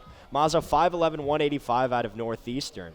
The Huskies were 36-21, 17-6 in the Colonial Athletic Association. That was first. They lost to UNC Wilmington in the championship. 3-1 pitch, curveball, bounces low and outside, ball 4. 6th walk of the ball game. Newport has their leadoff man on here in the bottom of the second inning. So the struggles continue here for Truel. The shortstop. Looks like there may be some rumblings in the bullpen out there down the left field line, and it looks like it's a sidewinder. Still has a sweatshirt on. That'll be Cole Donovan and Al Wallach right beside him. So if you were looking for a long reliever, I'd probably go with Al Michaels, as Cole Donovan has pitched these last 2 games in a row and pitched a few innings each time. First pitch to Tawa, bounces low. It gets away from Harper all the way towards the Newport dugout. Easy advance for Mazu, now stands on second. That'll be a wild pitch. Harper just trying to get him to calm down. It can be one of the loneliest things when you can't find the strike zone on the mound, especially you're at the other team's ballpark, and you're not giving your teammates much of a chance behind you to make a play. Interesting little note here. Ravino has faced 13 batters, and Truel first only 9. 1-0, flown, shallow right field. Berciaga going back, coming in is Calloway. He dives, and it's off his glove. Mazza had to wait up at second to make sure he didn't catch it. He advances to third, but Tawa is on with a double. Yeah, Callaway was really running there, just couldn't quite make the catch. As we look at the replay real quick. That was Tawa's first hit of the NECBL season. Looks like it didn't touch his glove at all. He just barely missed it. Unfortunate there for Mason Calloway, as there's now 2 on with nobody out. 3-2 Muskrats. You can't say it's too much of a surprise that it was a double, as he led Stanford with 18 this past year. First pitch to Austin. Misses way outside for ball 1. 3-2 Muskrats on top, bottom 2, but Newport clawing their way back. Tawa on second, Mazza on third. Here's the 1-0. Hit on the ground left side, foul. As it hit off the bunting there, down the wood basing of the fence in foul territory. Third base coach is Greg Rawl, as usual. First base, Xander Jones. Trewell from the stretch gets the sign from Harper. Here's the 1-1 high fastball. That almost hit him in the head. Austin ducked out of the way. That would have been dangerous right there if that were to hit him. Came close, but he was able to duck out of the way. 2 times we saw Tawa have a ball thrown behind him.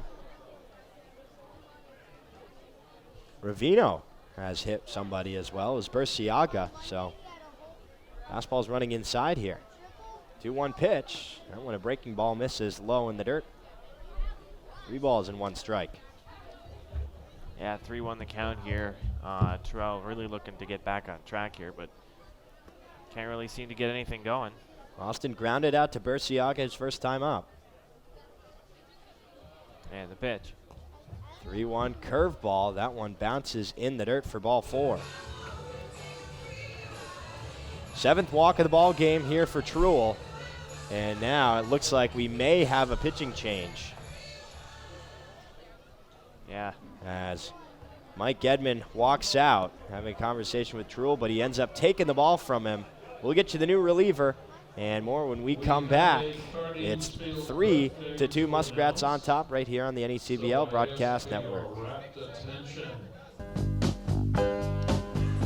So we have a pitching change here for the Muskrats. It is Cole Donovan, the right-handed sidewinder, 5'11", 230 out of Springfield College, a rising junior from Holderness, New Hampshire. 12 innings pitched, 10 hits, 9 walks. He will face Hosey. Still nobody out. Mazza led off with the walk. He now stands on third. Tawa with the double. Shallow right field. Mason Callaway just out of his reach as it bounced off his glove on the dive. And then the 7th walk of the ball game for Trewell is Austin on first. 3 runs on, oops, sorry. Hosey walked and scored his first time up as the first pitch fastball is taken for strike 1. 3 runs on 5 hits for Winnipesaukee, 2 runs on only 1 hit for Newport.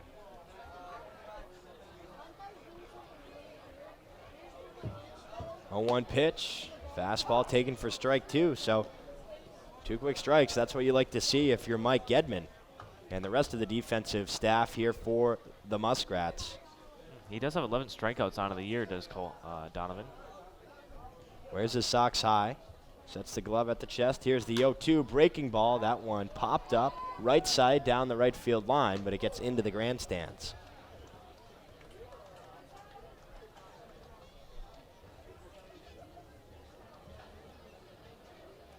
The last 5 games, Cody Hosey batting .667. He has 6 hits in 9 at-bats, 5 runs, 1 home run, and 5 RBI. Here's the 0-2 pitch, breaking ball, skirts off the plate for ball 1.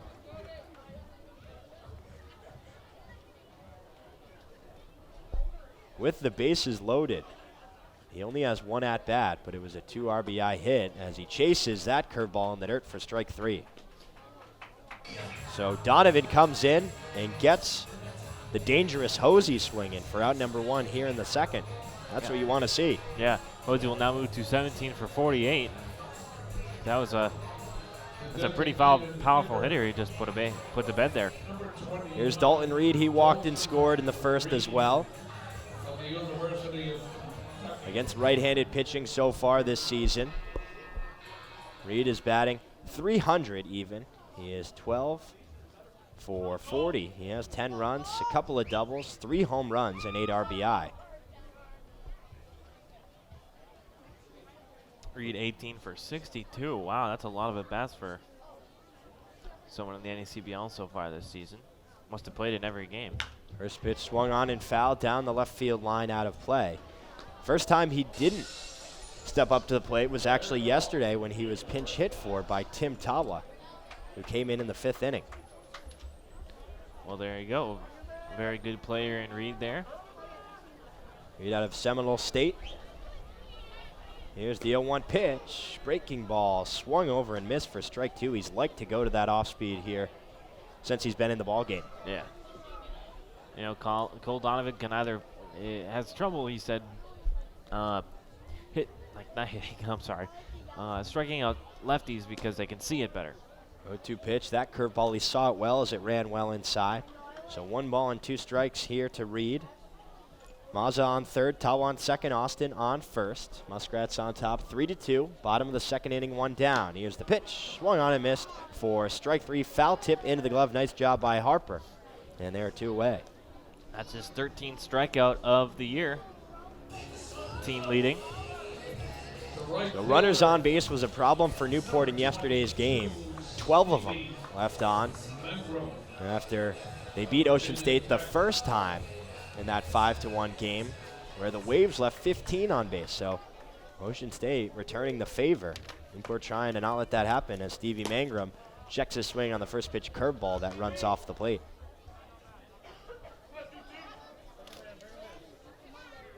Mangrove walked, stranded on third in the first inning.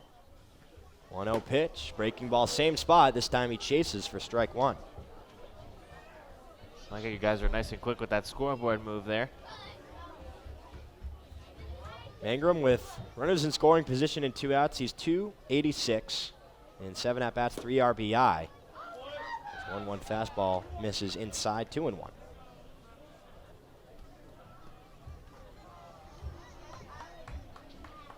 Cole Donovan doing his job out of the bullpen so far. 2-1 pitch, that curveball in the dirt. Nice stop there by Harper to keep it in front. Got to move to 3 balls and 1 strike. Mangrove 6 foot 215 out of Virginia Tech. Hokies were 21-33 overall, 8-22 in the ACC. That was last in the Coastal Division of the ACC. Here's the 3-1, waved and missed for strike 2. Cole Donovan might as well just strike out his 13th guy of the year, 14th guy of the year, sorry. Donovan comes to the set. Here's the 3-2 pitch. Fastball inside for ball 4. So Newport ties it up. Mazza comes in, touches home off the bases loaded walk. That's how they've generated all 3 of their runs in this game. And we have a tie ball game in the bottom of the second.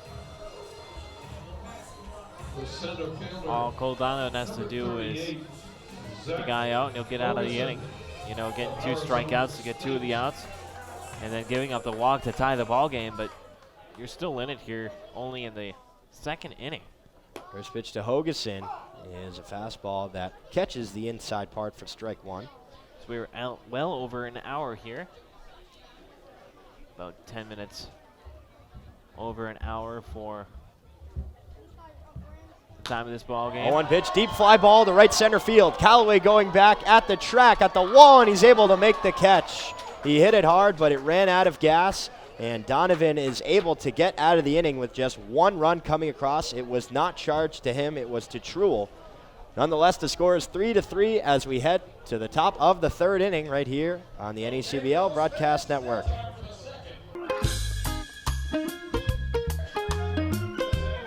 Three to 3, pretty much a very similar inning. Newport gets their run off a walk. Well, the Muskrats were able to get theirs off the RBI double from Mason Callaway.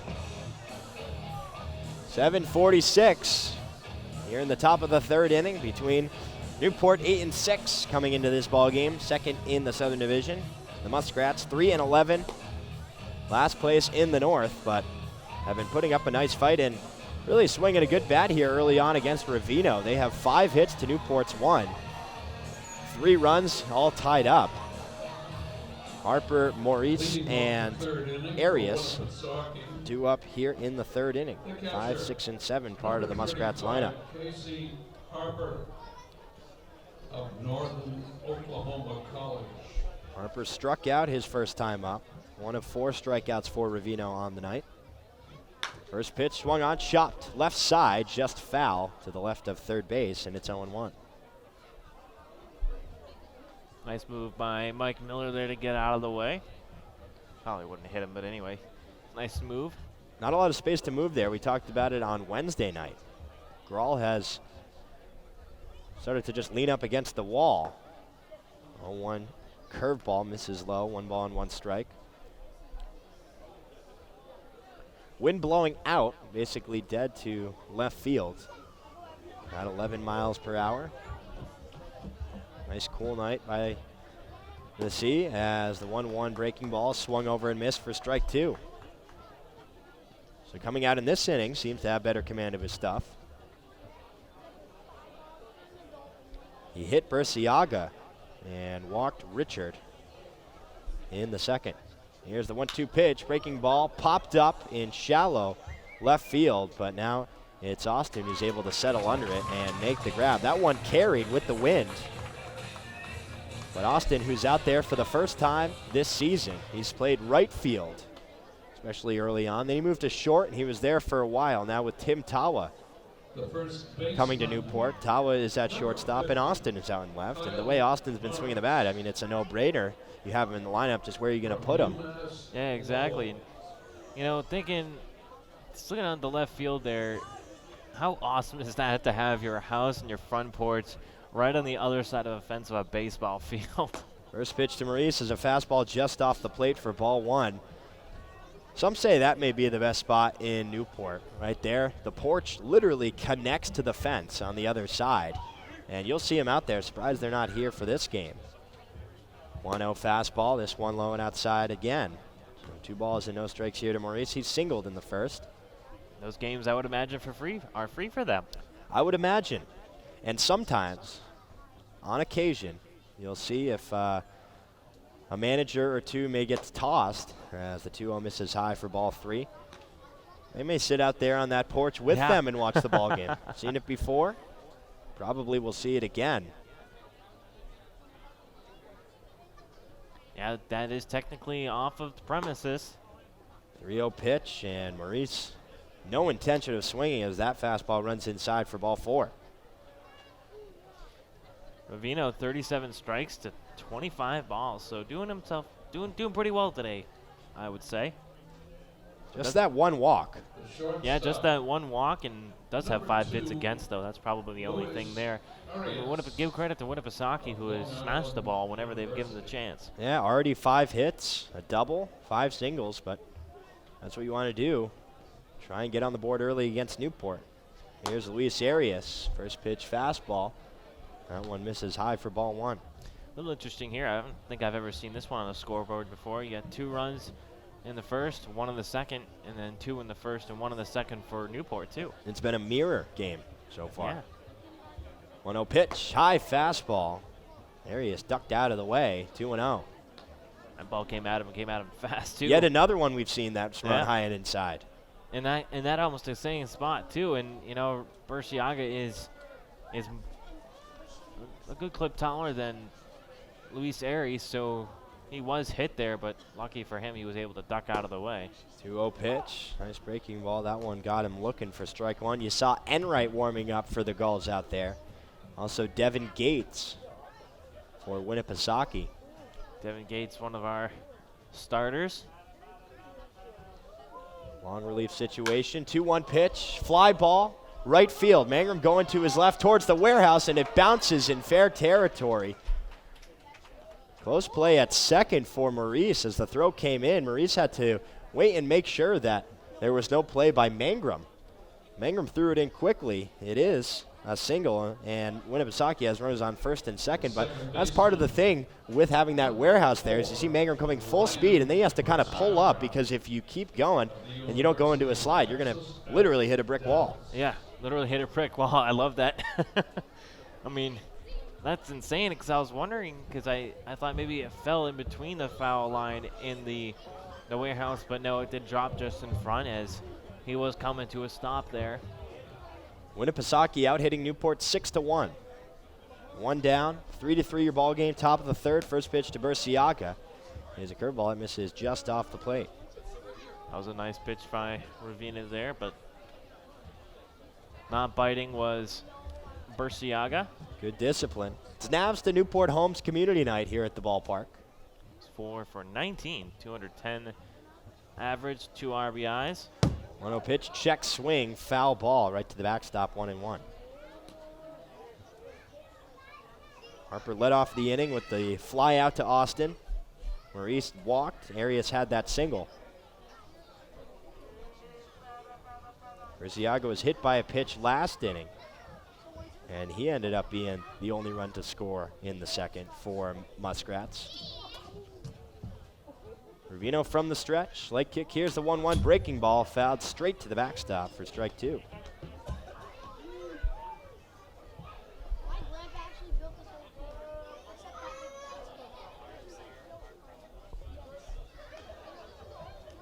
Newport pitching coming into this game with a 5.43 earned run average. 67 walks, tied for 11th. That is 11th most. 1-2, nice breaking ball, just runs off the plate. So 2-2 now to the right-handed hitting Bursiaga. Newport pitching against right-handed hitters, holding them coming into this game to a 277 average. 7 of the 9 home runs Newport has given up have been to righties. Here's the 2-2 fastball, swung on and missed for strike 3. 5th strikeout of the night there for Ravino, and there are 2 gone here in the 3rd. Just elevated on the fastball. Bursiaga could not catch up. Nice pitch there from Ravino. Left fielder, number 1, Ryan Richard. So 2 down, Maurice still on second, Arias still on first for Ryan Richard. He walked, was stranded on third base last inning. At home, Newport's ERA is 4.57. On the road, it's 6.36. First pitch high, ball 1.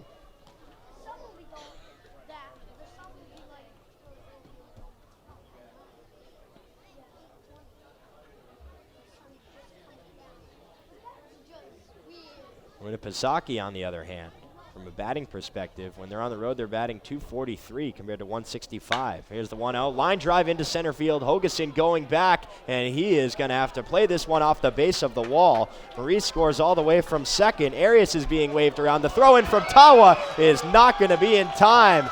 A nice relay play. Hogeson to Tawa to Maza, and Newport saves a run. Winnipesaukee does take a 4-3 lead, but nice defensive play there by the Arizona State, Stanford, and Northeastern products. 4-3, Winnipesaukee, as we head to the bottom of third right here on the NECBL Broadcast Network.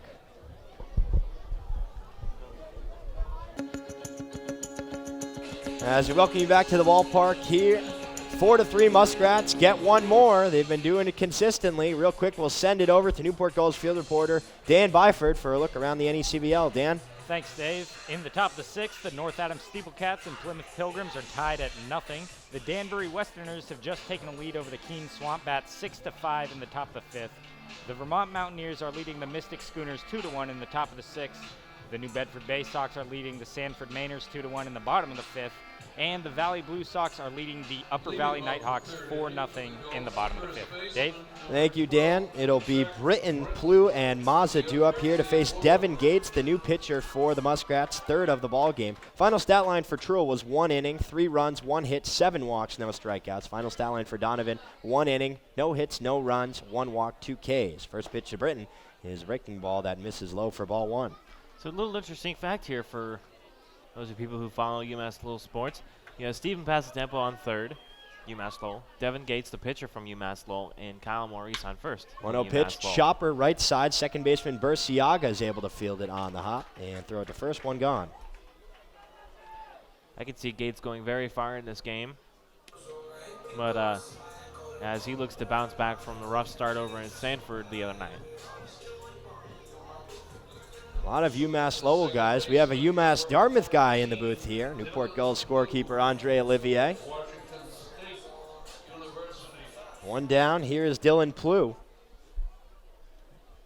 Plew out on 2-0 pitch to Richard in left field as he takes a curveball low in the dirt for ball 1.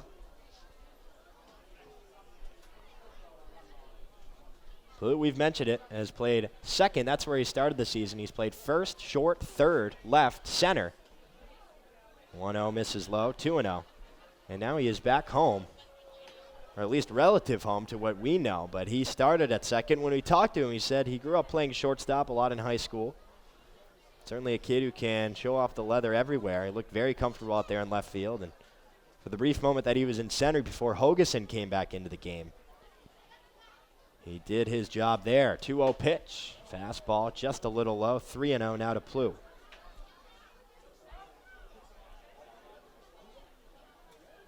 Dylan Plouffe, 6'2", 200 out of Washington State University. 3-0, fastball dropped in for strike one. Washington State 16, 33-1 overall. 8, 21-1 in the Pac-12. That was 10th.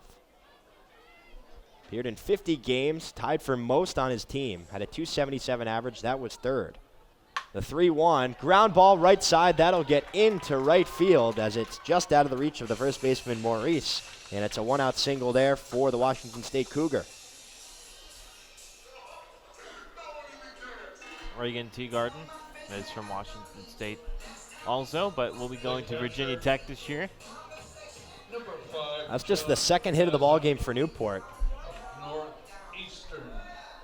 But JR, you brought it up. 2 runs in the first inning for each team, 1 run in the second inning for each team. Winnipesaukee put 1 up in the top of the third. That's why they lead at 4-3, but Newport with the potential tying run on first for John Mazza, who takes a first pitch curveball low and outside for ball 1. So we can continue that trend. It is exactly 8 o'clock here in Newport, Rhode Island. Beautiful Newport, Rhode Island, if I may add. It is a beautiful night. Wind blowing out to left on the second longest day of the year. About 67 degrees, 68 at first pitch start. Sun has gone down. Usually get a nice sunset here by the sea. 1-0, fastball. This one hit off the end of the bat, foul, and it almost caught Taba, who was on the on-deck circle. Not really much of an on-deck circle or much of anything here over in Guardians Field. Towards our area in the press box was just a little off center from home plate. 2 balls and no strikes here to John Mazza. He walked and scored in the second. Advanced to second on a wild pitch. The 2-0 from Gates. Breaking ball bounces in the dirt and the left-handed batter's box, but nice stop there by Harper. Nonetheless, the count will move to 3 balls and no strikes. Blue singled on a 3-1 count.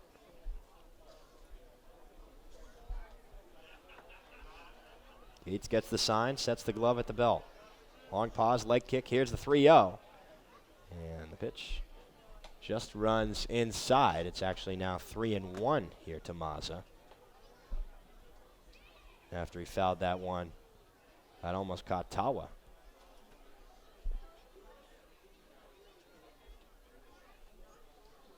Man, a lot of close games in the NECBL today. 3-1, hit off the end of the bat. That one almost caught Tawa as well. Standing in the on-deck batter's circle.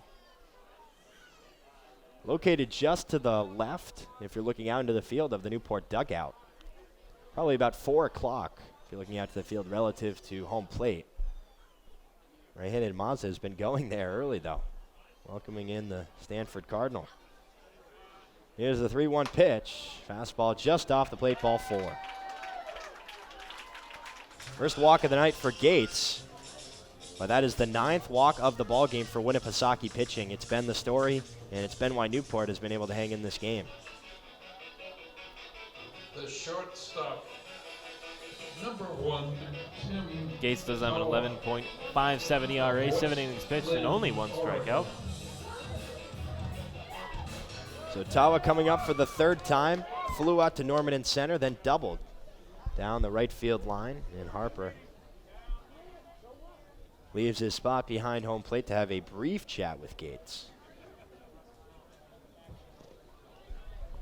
Gates coming to this game, 0-1 record, 11.57 earned run average. In just 7 innings, given up 11 hits, walked 6, and struck out 1.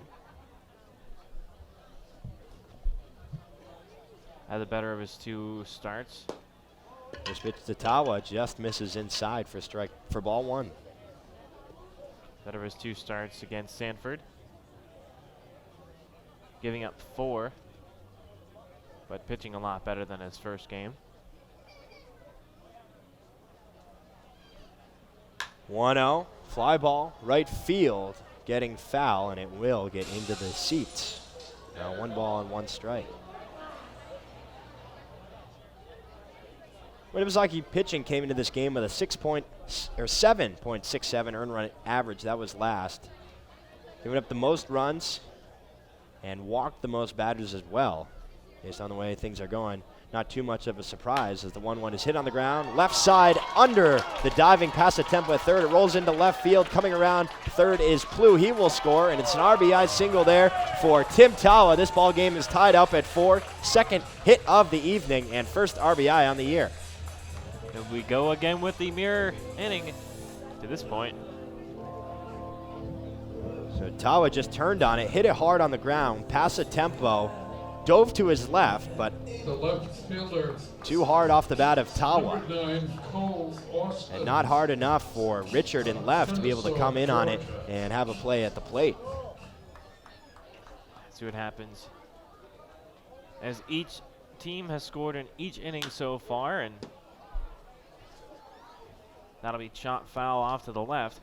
But if for those of you for watching that are watching on the stream or taking a look at Game Live, the spray chart has been mostly over to the right in this inning for both teams, and a little interesting there is if we do a lot of righties in both lineups.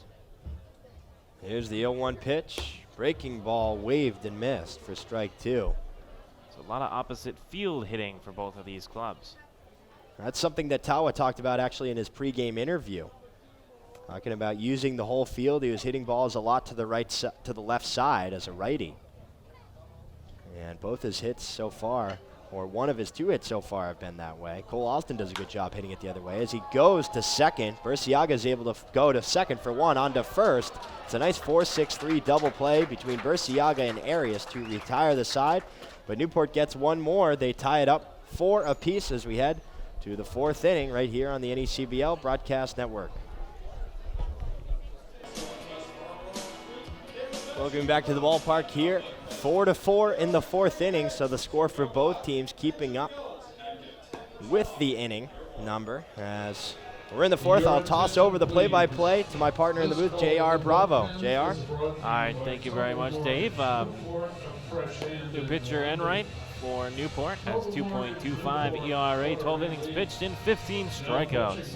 Mason Calloway will lead off the inning for Winnipesaukee and try to keep that at least 1 run in each inning going, as we're now in the 4th, tied at 4 at 8:08 p.m.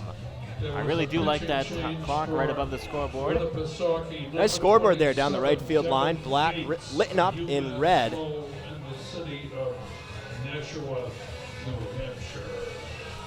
right, we'll get underway here in the top of the 4th inning.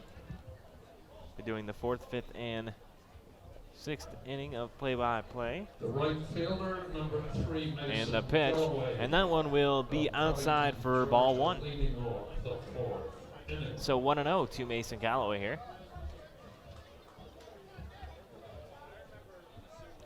He's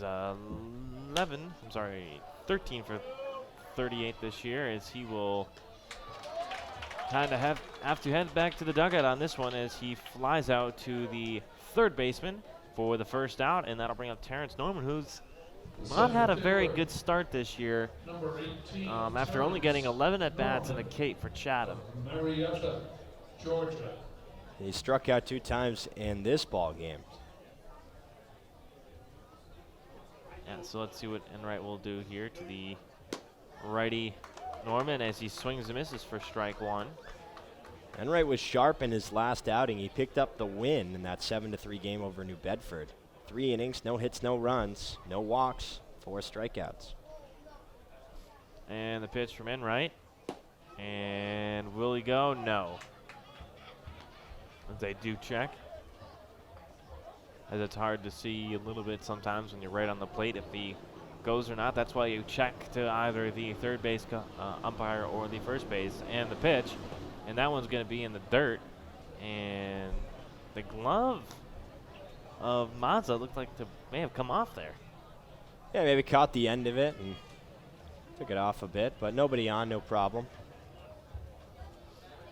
Boy, is he lucky there was nobody on, because that could have really hurt. And the pitch. And that one is fouled off right toward us, but the nice fence that we do not have at Robbie Mills Field will save us. Enright 6'3", 220 at Virginia Tech. Drafted by the New York Mets in 2015, 19th round. And the pitch. And that one will find the strike zone for strike 3. First strikeout of the night for Enright. That is his 16th strikeout of the year. So he comes in and gets 2 quick outs. That's the first time that Muskrats have been down 1-2 to start off an inning in this ballgame. Steve Passatempo up here now trying to get on this inning, at least get a runner on in this 4th inning, as a run in each inning for Winnipesaukee. That streak may come to a close should Passatempo not reach. And the pitch. And he swings and misses for strike 2. So 0-2 with 2 outs. 4-4 in the 4th here. And this could be a very fast top of the 4th inning. And the pitch. And that one was very high.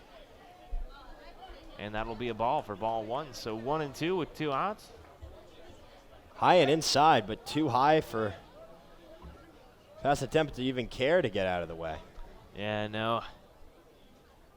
Really wasn't much of a bother to him there, as he hits that one over to the second baseman, who will throw on to first.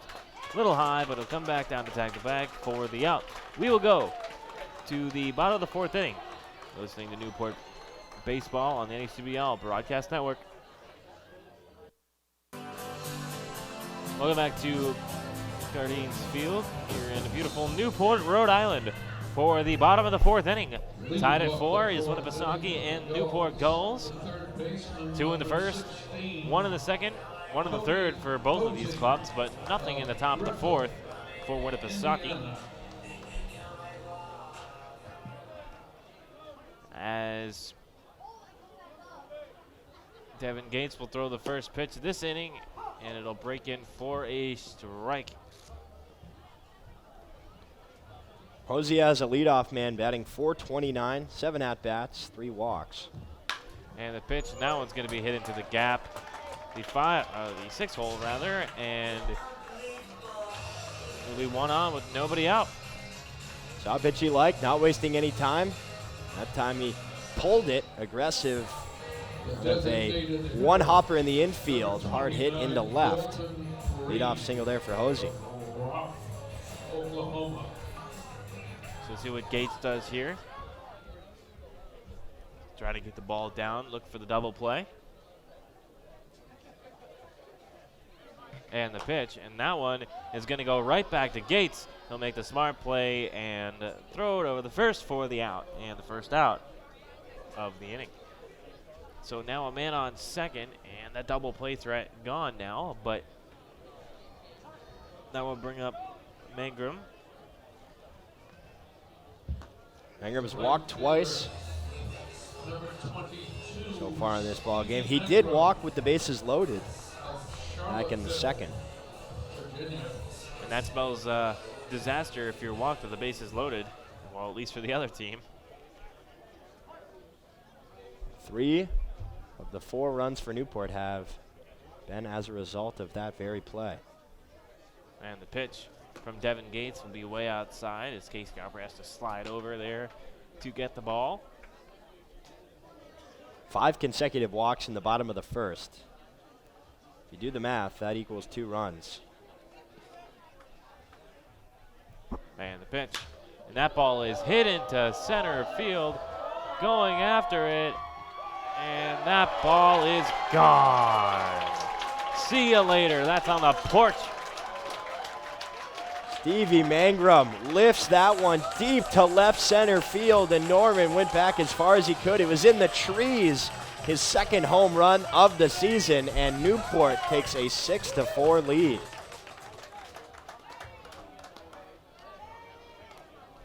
Devin Gates giving up the run there.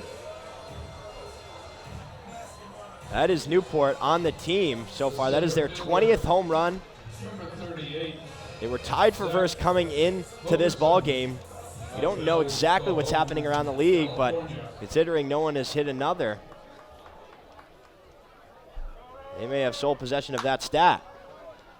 And Maurice will come up with that one to get the second out of the inning. But the damage is done so far, as it's 2-1-1-2 now for Newport. Stevie Mangrove, just a ball player. You look at him and you know that he has a lot of pop in his bat. 6 foot 215 out of Virginia Tech, but since coming here to Newport, he has been outstanding. And he showed why right there. As that one missed the strike zone for ball one. Britton, another relative latecomer here to the Gulls, but we've talked about his stats, 441 coming into this game.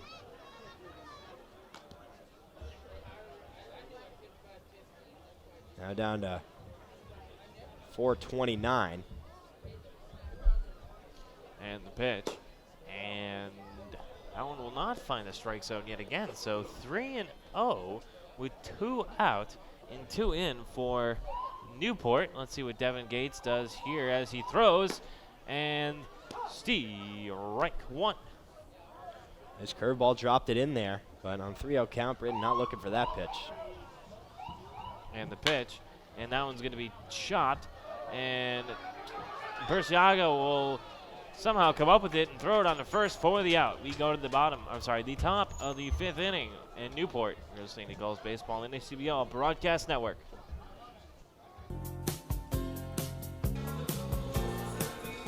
Back in Cardines Field in beautiful Newport, Rhode Island for the bottom of the 5th inning. The top of the 5th inning. Yeah, Newport, the first time they haven't mirrored Winnipesaukee.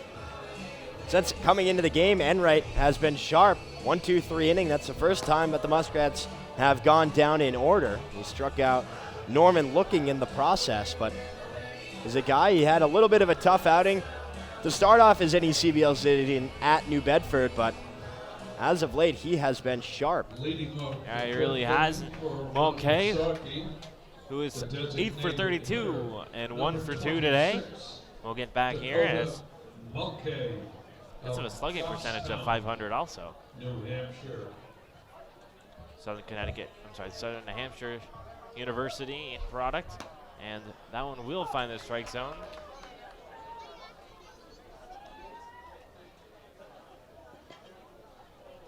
Or strike one. So 0-1 to Mulcahy and the pitch. And that one will not find the strike zone. And it will fall probably a few feet short of 60.6. This is Enright's first time pitching at Cardines Field. Yeah, he's doing pretty well as he put down the Muskrats in order. And that'll move the count to 2-1. He's been an away pitcher pretty much the entire season. And the pitch. And that one is hit into the gap in right field. And there you go, Winnipesaukee back on base. Took a little vacation in the top of the 4th inning, but are back on here in the 5th. We've seen a lot of aggressive approaches, and I say that because it's been pulling the ball. If you're a lefty between first and second, if you're a righty between shortstop and third, but those are times when your eyes just light up and you want to jump out and hit it, and if you hit it hard enough, you usually get a single, but haven't seen many gappers so far in this game. And I've seen a couple of nice opposite hits as I was looking at the spray chart from a little while ago, and there's a lot of opposite field hits. And the pitch. And as you said, a lot of the guys are pulling the ball too. So the balls are going all over the place. As count moved to 2-0. Someone peels out right behind us. And the pitch to Casey Harper, who hits that right back towards us. So the count is 2-1, nobody out, 1 on. 6 in for Newport, only 4 for the Muskrats. Enright actually appeared once at Cardines, just 0.2 innings. So his first full inning was last time. And that ball is hit into center field. going back, and that one is gone. We have a tie ball game, ladies and gentlemen. That one was hit right in the trees, and this game is tied. Yeah, I mean, what can you say? It was basically the exact same hit that Mangrove had. He just pulled it right over that IHOP sign. Now it should probably be IHOP, but he put it into the tree. Newport sets the tone, but Winnipesaukee responds. Now 6-all here in the 5th. Yeah, well, that one definitely hopped the fence. It's probably enjoying some pancakes up there. I don't really know. I don't even think that ball has come down now. That ball was crushed. And the pitch. And that one's outside, and we got a brand new ball game, ladies and gentlemen. That's kind of been the case, you know, when Newport pitchers have been doing well. It's been the long ball that has hurt them. And Maurice will swing and miss with a big healthy got there. Against righties, that was the 8th home run given up. And that one's in for a strike, a little close there, but strike nonetheless. They just do it very quickly against Newport. That's the thing. It's a high ERA. Newport, not a lot of success against leadoff hitters. And that one will roll out outside the little circle there. But when they are grooving, it's been the home run ball. I look back and think of Holden Powell against New Bedford in Game 1 of that doubleheader. He looked sharp and then gave up the grand slam to Ryan Markey. Look back to Jerry Burke's performance at Mystic, or at Plymouth rather, a couple of weeks ago. He looked sharp, and then some home runs hurt him. And he swings and misses for strike 3 in the first out of the inning. But Muskrats do have 2 in already, so this game going very back and forth. 6 runs, 9 hits for Winnipesaukee, no errors. 6 runs, 5 hits for the Gulls. Second strikeout of the evening for Enright. Number 2, Luis Arias will hit that one onto the fence, and it'll come back down and bounce right in front of Ryan Burciaga, who was beaten last time he was up.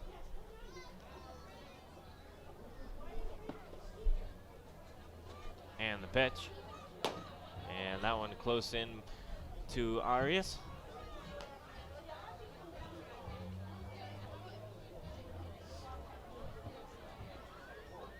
As Gully the Gull walks right in front of us. And the pitch. And he swings and misses for strike 2. Only 1 out here in the 5th inning. Tied at 6, 8:25 p.m. As we are about to hit the 2-hour mark of this one, and about halfway done with this ball game.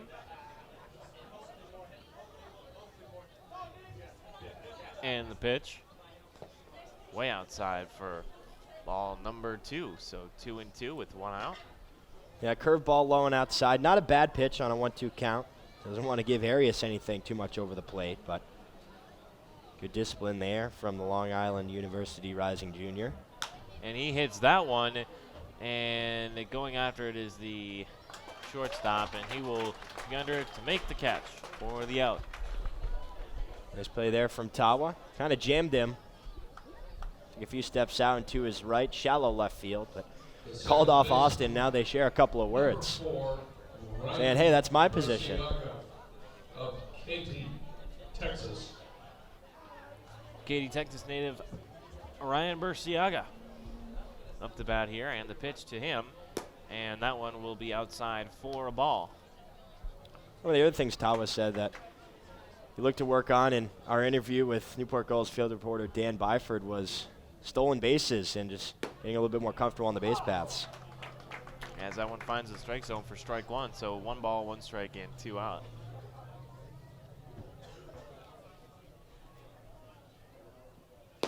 And does he go? Yes, he does. Or it may have been a strike nonetheless.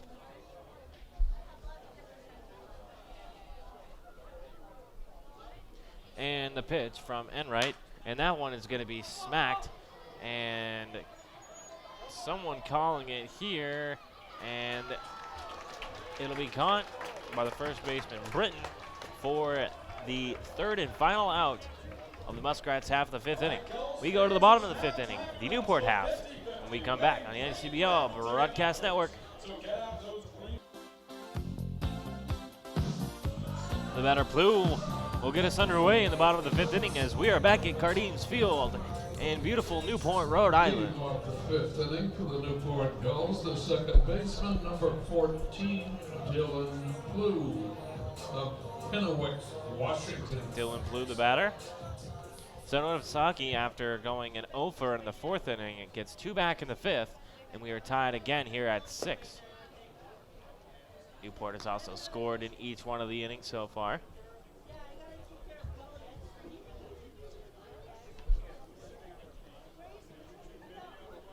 And the pitch, and that one will be outside for ball number 2. So 2-0 here. No strikes. And the pitch from Devin Gates, and that one is going to be smashed. And camping under it is the left fielder, Richard, who will be under there to make the out for out number 1. So a quick out here for Winnipesaukee. And that'll bring up Mazza, the catcher. Yeah, Blue just got under that one. It was hit very high. Easy play for Richard out there in left center, though. That was hit pretty far, but also pretty high, too. And gives you plenty of time to get under it and get set to make a play as the pitch from Gates is going to be hit into left field, this time for a base hit, and that's going to roll foul, and this could be a triple, and he's going to stop as the ball is not even back yet, but a little interesting. Maybe it got stuck in the fence or behind the dugout. Or So field rules here at Cardines, you have that white line that goes almost parallel to the third base line, and that separates fair play, not fair play from foul play, but in play to out of play. You see the bullpen there. If the ball gets caught past there, it used to be that you could play it and then you'd be throwing balls over the guys in the bullpen back into the field, but it's just a ground rule double now, and that's why Mazza's on second. But again, the aggressive approach from Mazza. A little interesting why they don't put like a little fence or a little wall there. Just one of those quirks here at Cardines. True. That's true. Another one of those quirks, as I called it.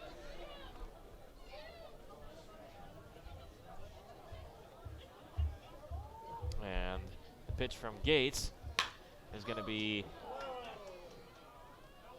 stopped by Passatempo and thrown on to first, and he will be safe, and no advancement from the runner. Wow, what a play over there. Passatempo kind of hesitated there for a second, and a second too much, as the throw over to first was, actually in time, but he was off the bag. Yeah, it was just a high throw there, and it pulled Maurice off the bag. You saw first base coach Xander Jones immediately make the safe sign. Was able to get Jonathan Conrad to agree with him. And that one will be a ball for ball number 1 of this at-bat. That'll go down as an error for Passatempo on the throw. Yeah, not too bad of a throw, but it'll still be the first error of the ball game for Winnipesaukee. And the pitch, and the throw to first. And that one's going to get by, and that will advance the runner. So, a little interesting there as the throw from Casey Harper, as he never really likes to do that. So an interesting choice by Harper. Maybe probably been the wrong one, as he threw that way too low, and that would advance the runner, Mazza, to third. Not enough room for Tawa to advance, though. He's still on first, and we talked about it. Trying to maybe get more comfortable, maybe get a bigger lead out there at first. As that one is hit sky high, infield fly rule is in effect, and he'll make the catch for the out. So yeah, Tawa was off on the play. It was kind of like a hit and run type deal. The third baseman. But popped up in the infield, he had to retreat. Only 4 stolen bases here this season for Newport.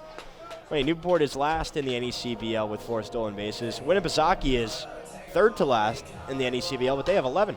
Yeah, that's crazy. There's the very big difference there.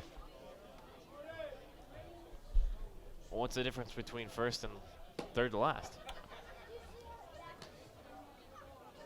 That may be a little interesting as that stat, because Winnipesaukee may be up there towards the top. I believe it's 10. It's 10. Plymouth Pilgrims with 10. Oh, wow. How do you like that? And that one is going to be shot foul, and the runner in Tawa is going to have to go back to first base.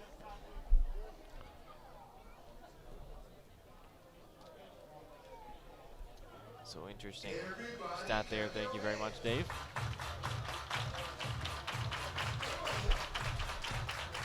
Devin Gates looks in, finds a sign that he likes. And the pitch. And that one didn't really break there until the very last second. And that'll be a ball. So 2-1 with 2 out. Nobody in for the Gulls, as Winnipesaukee was able to get 2 back in the top of the 5th inning. And the pitch. And that one will be low for ball number 3. Tawa with 7 stolen bases for the Cardinal this past spring.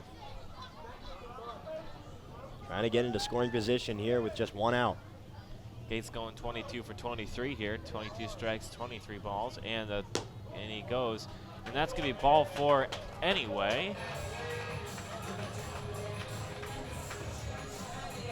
And that'll bring up number 29, Reed. Dylan Reed, 18 for 64 this year. Be 280 something, 4 home runs, 13 RBIs.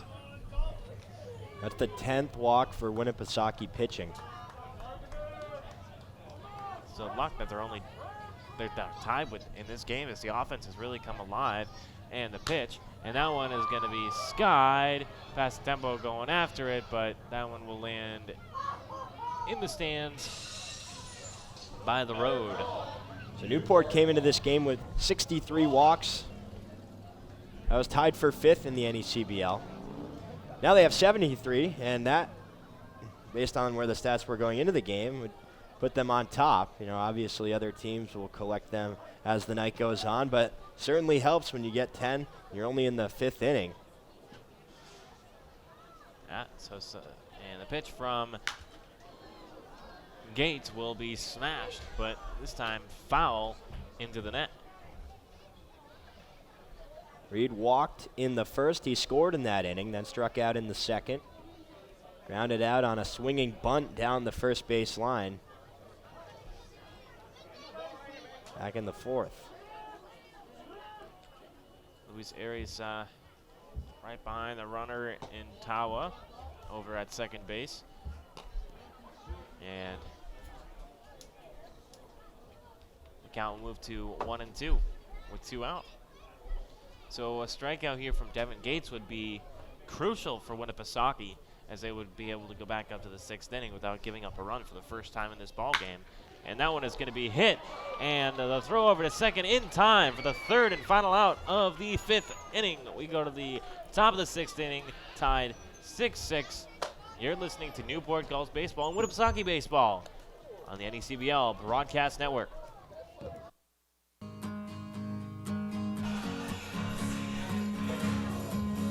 Welcome back to Cardines Field in Newport, Rhode Island, where this game has been an absolute wonder.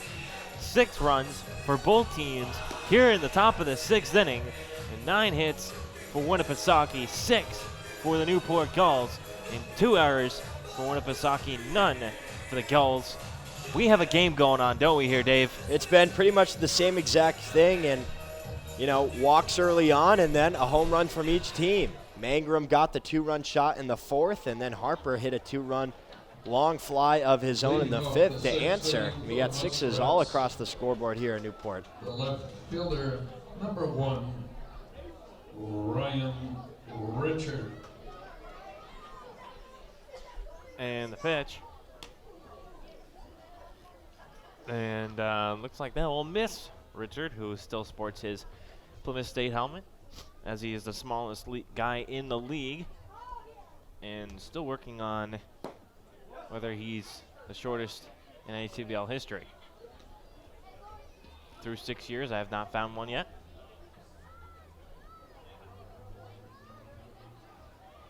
And its count is 2-0 here, and the pitch, and that one's going to be right back at that pitcher, but he's not going to be able to get it, and Richard will make it at first base safely. So now 1 on from Enright here, who looks to try to get the double play here. Mason Callaway. Yeah, slow chopper just off his glove. You saw his frustration there. If you're wondering, Richard, 5'4", for those of you listening back home. 5'4", 160. Yeah, and one of the better hitters, and a guy who's only 2 inches taller, Mason Callaway at 5'6", is up to bat here. And looks like he does get that bend down, and that'll do the job though. And the ball gets away. Richard going to third, Callaway going to second, and that was ended up being a disastrous play for the Gulls.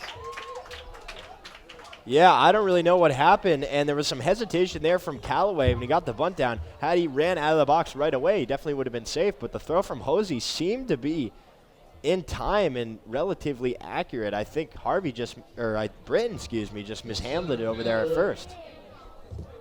Number 18, Terrence Norman. Terrence Norman will be the new batter. That will be an error on Britton.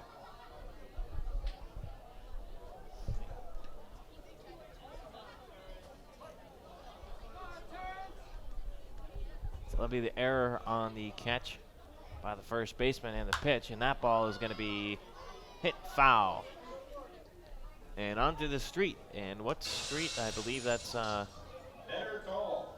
what's the road that's West right Marlboro. West Marlboro, thank you. Yep. I had it right before I said it, and then I lost it. I was like, oh, no. And the pitch. And that one's going to be low for a ball that's going to roll back out in front of the plate. But not a pretty start here for Newport. Richard reaching on the E1, Callaway on the E3. Richard's on third now. Callaway on second. And the pitch. And that one is going to be hit, but that's going to be foul. And that's going to make it on top of the storage unit over there, or the warehouse. There you say that if Newport didn't commit those 2 errors, there would be 2 down the inning. It's not exactly how it would have gone because, you can't assume that Callaway would have laid down a bunt had no one been on base. You know, you mentioned that he does like to drop it down, but he drops it down all the time. Like almost every at bat, he'll do it at least once. That one will find the dirt instead of the strike zone for ball number 2. So 2-2. At 8:43 p.m., we are tied at 6th in the 6th. You know what? I am going to get a clock for my ballpark now. It's nice having the clock, yeah. It's right above the home and away score and the inning. And that one's in there for strike 3 for the first out of the inning. Terrence strikes out again, and that'll bring up Steven Passatempo with runners on third and second base, Richard and Callaway respectively. Nice job. Third strikeout of the evening there for Enright, just trying to settle down. Still no runs across here in the 6th after both the errors. Enright facing Passatempo, the number 3 hitter, though. He's going to have to work hard. And he swings and misses on that one for the first strike. That's a good first pitch. It was a low curveball. He got Passatempo to chase.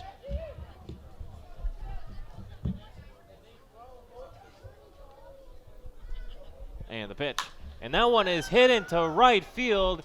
And camping under it is the right fielder. And here goes Richard to home. And he will be safe. And Mason Callaway will make it over to third base. The Muskrats lead 7-6.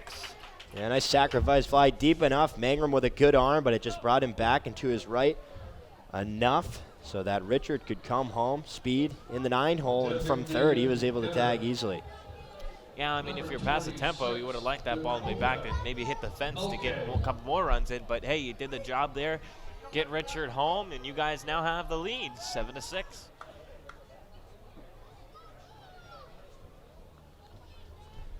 Muskrats fighting their way tooth and nail. And for the first time this year, have scored a run in every inning but one so far. And they've kept, well, Newport has done the same exact thing. But that's always a norm for Winnipesaukee. And that one will drop in there for a nasty strike. One of the nastiest pitches I've seen from Enright this whole night. just barely getting the strike zone. Does have 28 strikes to 15 balls. An ERA of 6.74 this afternoon, as that one is smack foul. Okay, 2 for 3 with an RBI. I was on the single back in the first. He struck out in the second. But when he reached base in the fifth, he came around to score off the 2-run shot from Harper.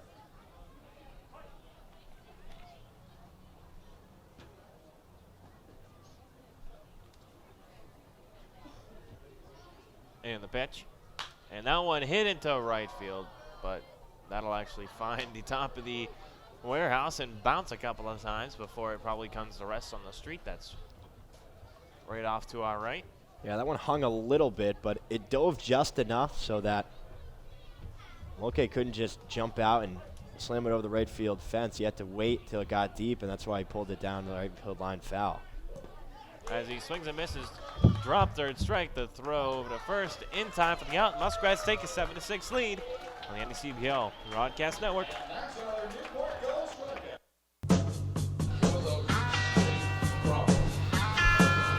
Welcome back to Gardines Field, and I'll give it over to Dan Byford for a scoreboard update. Thanks. In the top of the ninth, the North Adams Steeplecats are trailing the Plymouth Pilgrims by 1, 4-3. And in the top of the seventh, the pendulum is swung the other way for the Keene Swamp Bats, who once again have the lead over the Danbury Westerners 9-7. The Mystic Schooners and Vermont Mountaineers are tied at 2 in the bottom of the ninth in a game that might be destined for extra innings. The New Bedford Bay Sox are leading the Sanford Mainers 6-2 in the top of the eighth. And the Valley Blue Sox are leading 7-3 over the Upper Valley Nighthawks in the bottom of the seventh.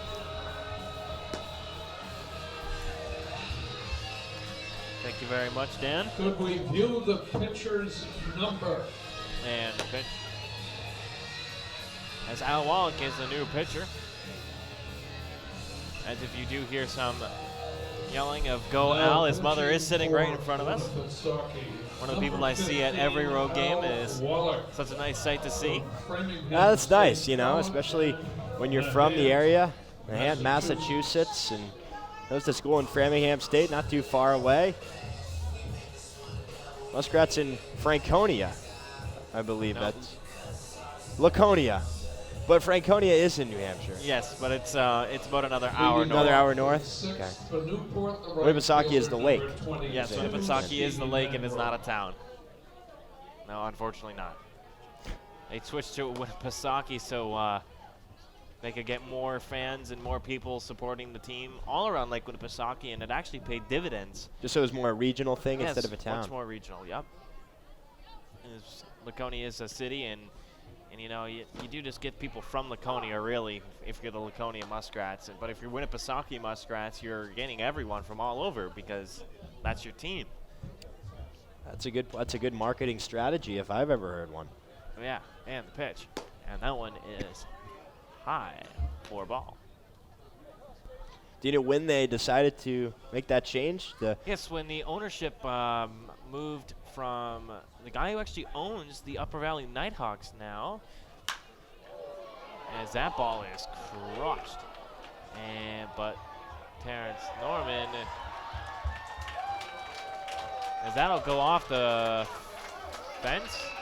And it looks like that is a home run. Wow, looks like it's a home run.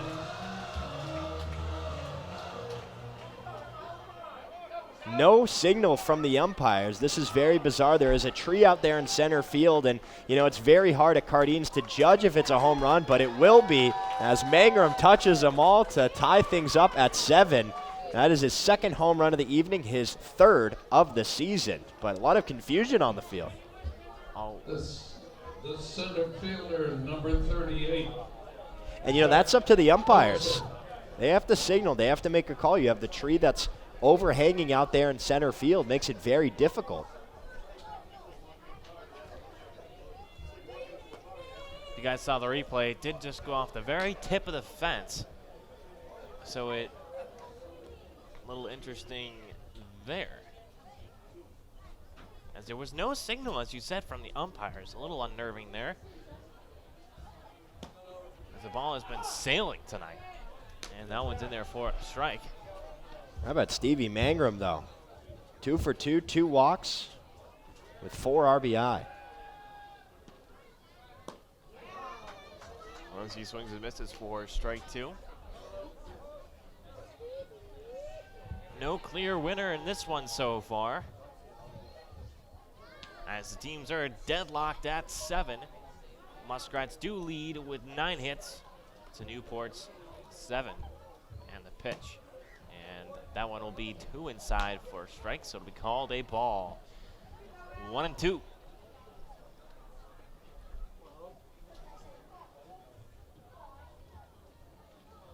That ball was crushed pretty hard there, and it did end up going off the fence, but unfortunately was called the home run as he swings and misses there for strike 3 for the first out. That fastball was well high. He just chased it. Instant frustration. He knew it. Couldn't lay off. Not a great at-bat there from Hogeson.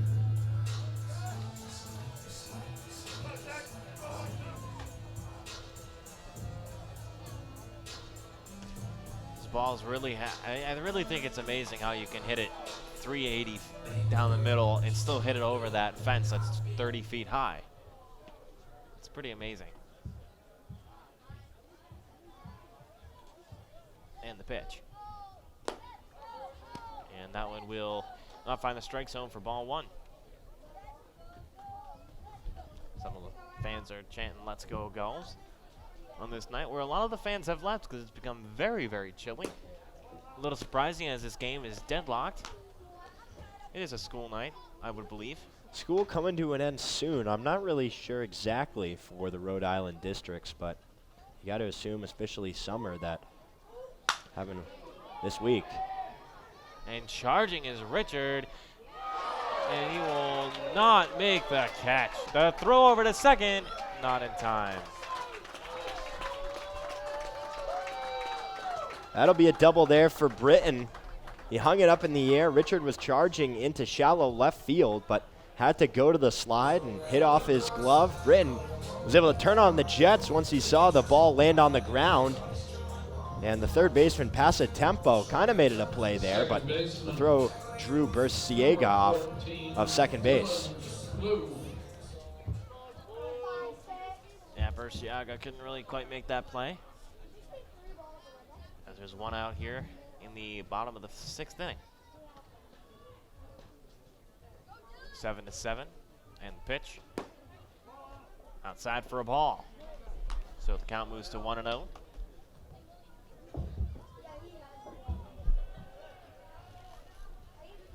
Very tight ball game, as we're almost into the 9 o'clock hour.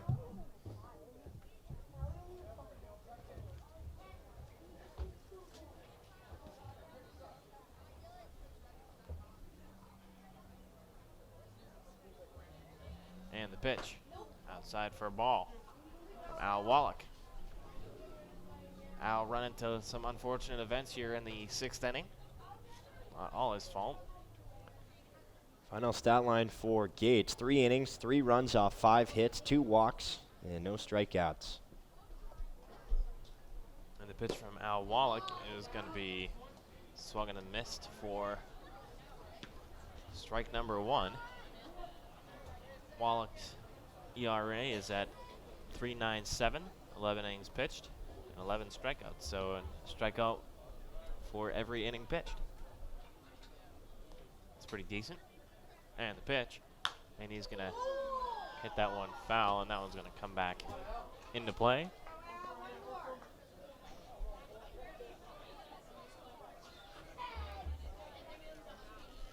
Blue has a single. That came in the 3rd. He came around to score off the RBI from Tawa.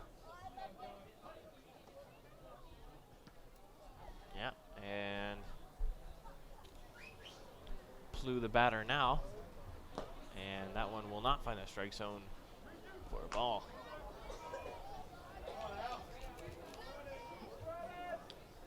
Mazza will be the next batter.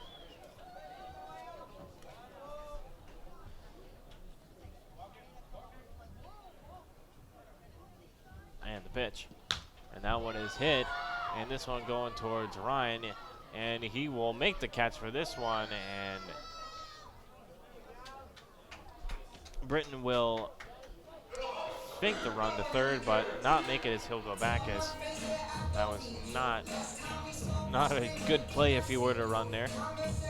Yeah, another pretty similar play to the last time that Blue was up. Just flew it out to Richard. And a high fly ball slicing away from center field, more towards left field. And now it looks like we're going to have another pitching change. That was a quick outing there for Wallach.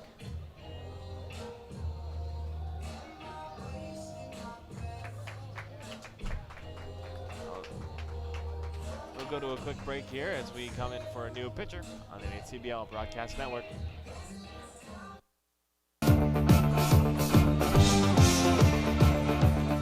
We are back here at Cardines Field as Michael Webb, the ex-Newport Gull, will take the mound for Winnipesaukee.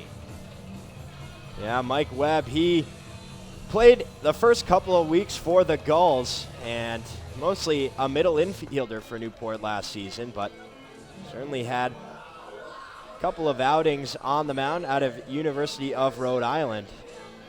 The Gulls batter is catcher. Nice to see him out here in the NECBL.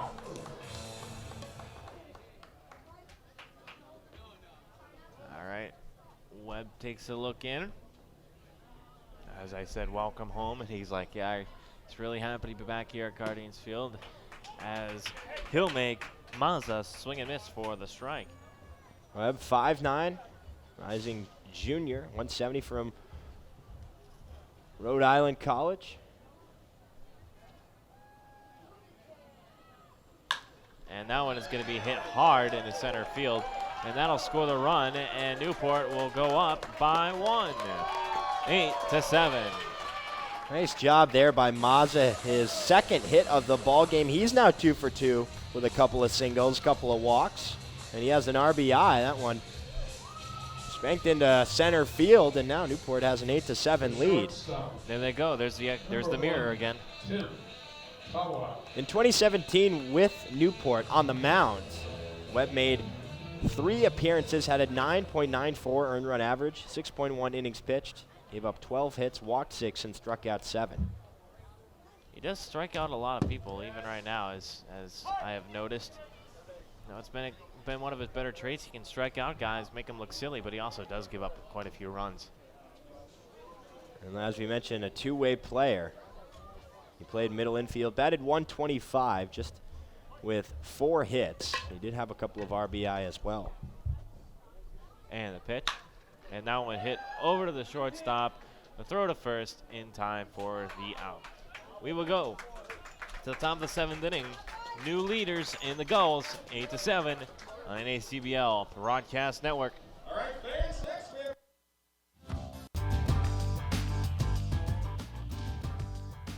We would like to thank Dream Bat Company, an official partner of the New England League, for their support and sponsorship of our postseason awards.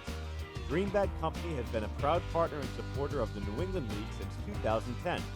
Visit dreambats.com and enter coupon code NECBL20 for 20% off your entire online purchase.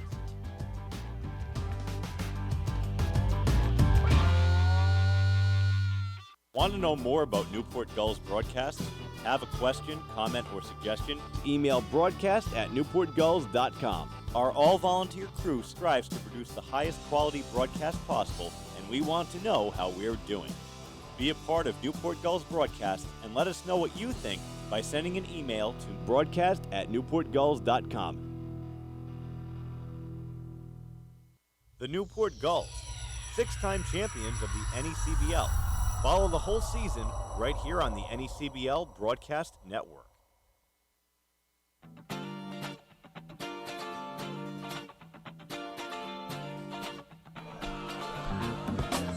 Back at Cardines Field for the 7th, 8th, and 9th inning. I will be hurting it back over to my broadcast partner, Dave. Thank you, JR. Nick Enright still on the hill. He will face Casey Harper, Kyle Maurice, and Louis Arias in this inning. Now with an 8-7 lead. It's been back and forth basically the entire time. It was Winnipesaukee who scored first, 2 runs in the first inning. Newport answered with 2 runs of their own, but it just came on 5 straight walks out of the pitcher William Truell's hand. So that was how the first inning went, but then Winnipesaukee got one more off the RBI double from Callaway. Newport responded with one more of their own off the walk with the bases loaded by Stevie Mangrove. Third inning, each scored 1 run. And then it was Mangrove who had the 2-run shot, and then Harper with the 2-run shot for Winnipesaukee. But Newport able to get 2 in the bottom of the 6th.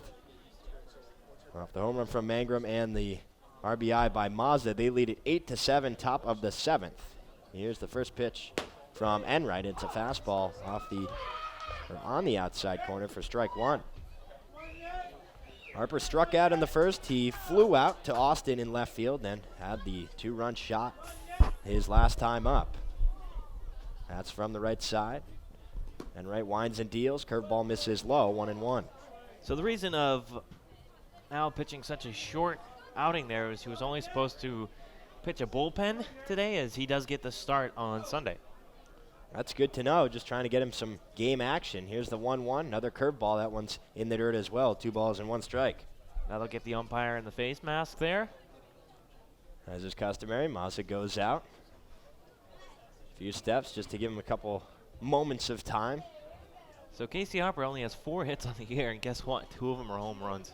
I was looking at that, and, you know, the way he swung the bat in the 5th inning, that shot was well over the fence. Looked pretty comfortable up there. See if he can do it again. 2-1 pitch. Another breaking ball. That one's in there for strike 2. Nice job on the inside corner.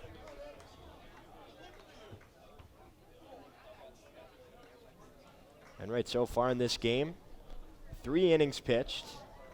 3 runs, only 2 were earned. 2-2 changeup misses off the plate. Now a full count here to Harper. Giving up just 2 hits, walked no one. That's been key, and struck out 4. But a very good game for anyone's standards, I would imagine, today. Payoff pitch, ground ball left side. Third baseman Hosey gloves it. Couple of steps, throw across the diamond, 1 gone. So the play there to get Casey Will.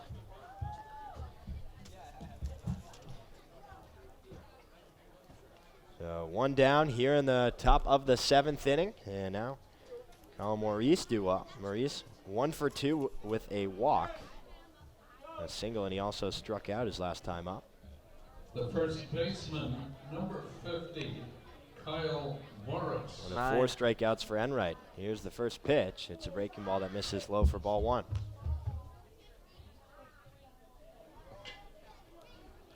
If Winnipesaukee does end up losing this game and they don't give up any more runs or don't score any more runs, I'll be very proud of this team. 1-0 chop to the backstop, 1-1. Yeah, this has been a good performance. They have 9 hits, as does Newport. Both teams with a couple of errors, but it's been a punch-for-punch fight. Here's the 1-1. Breaking ball, drops in for strike 2. Nice pitch there from Enright. He's had the off-speed working. Yeah, I mean, even though he's given up a 5.41 earned run average in just this game alone, he's showing that he can mow down Muskrat's batters, and he's got a trip there. 1-2 fastball chopped to Enright off his glove, and then it bounced towards third base, but he tripped when he was trying to regather.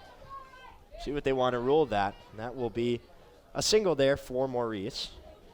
That would have been a spectacular play should he have caught that.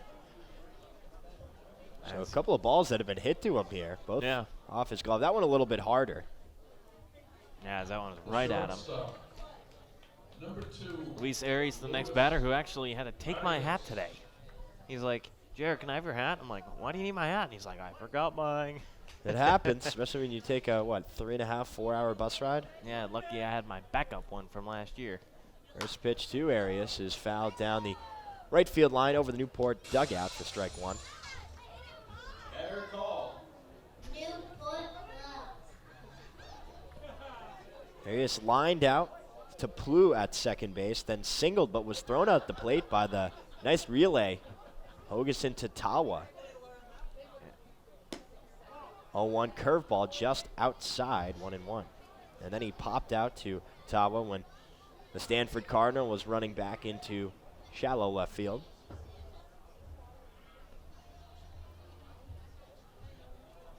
And right from the stretch, here's the 1-1 pitch. Ground ball left side, foul. Down the third base line.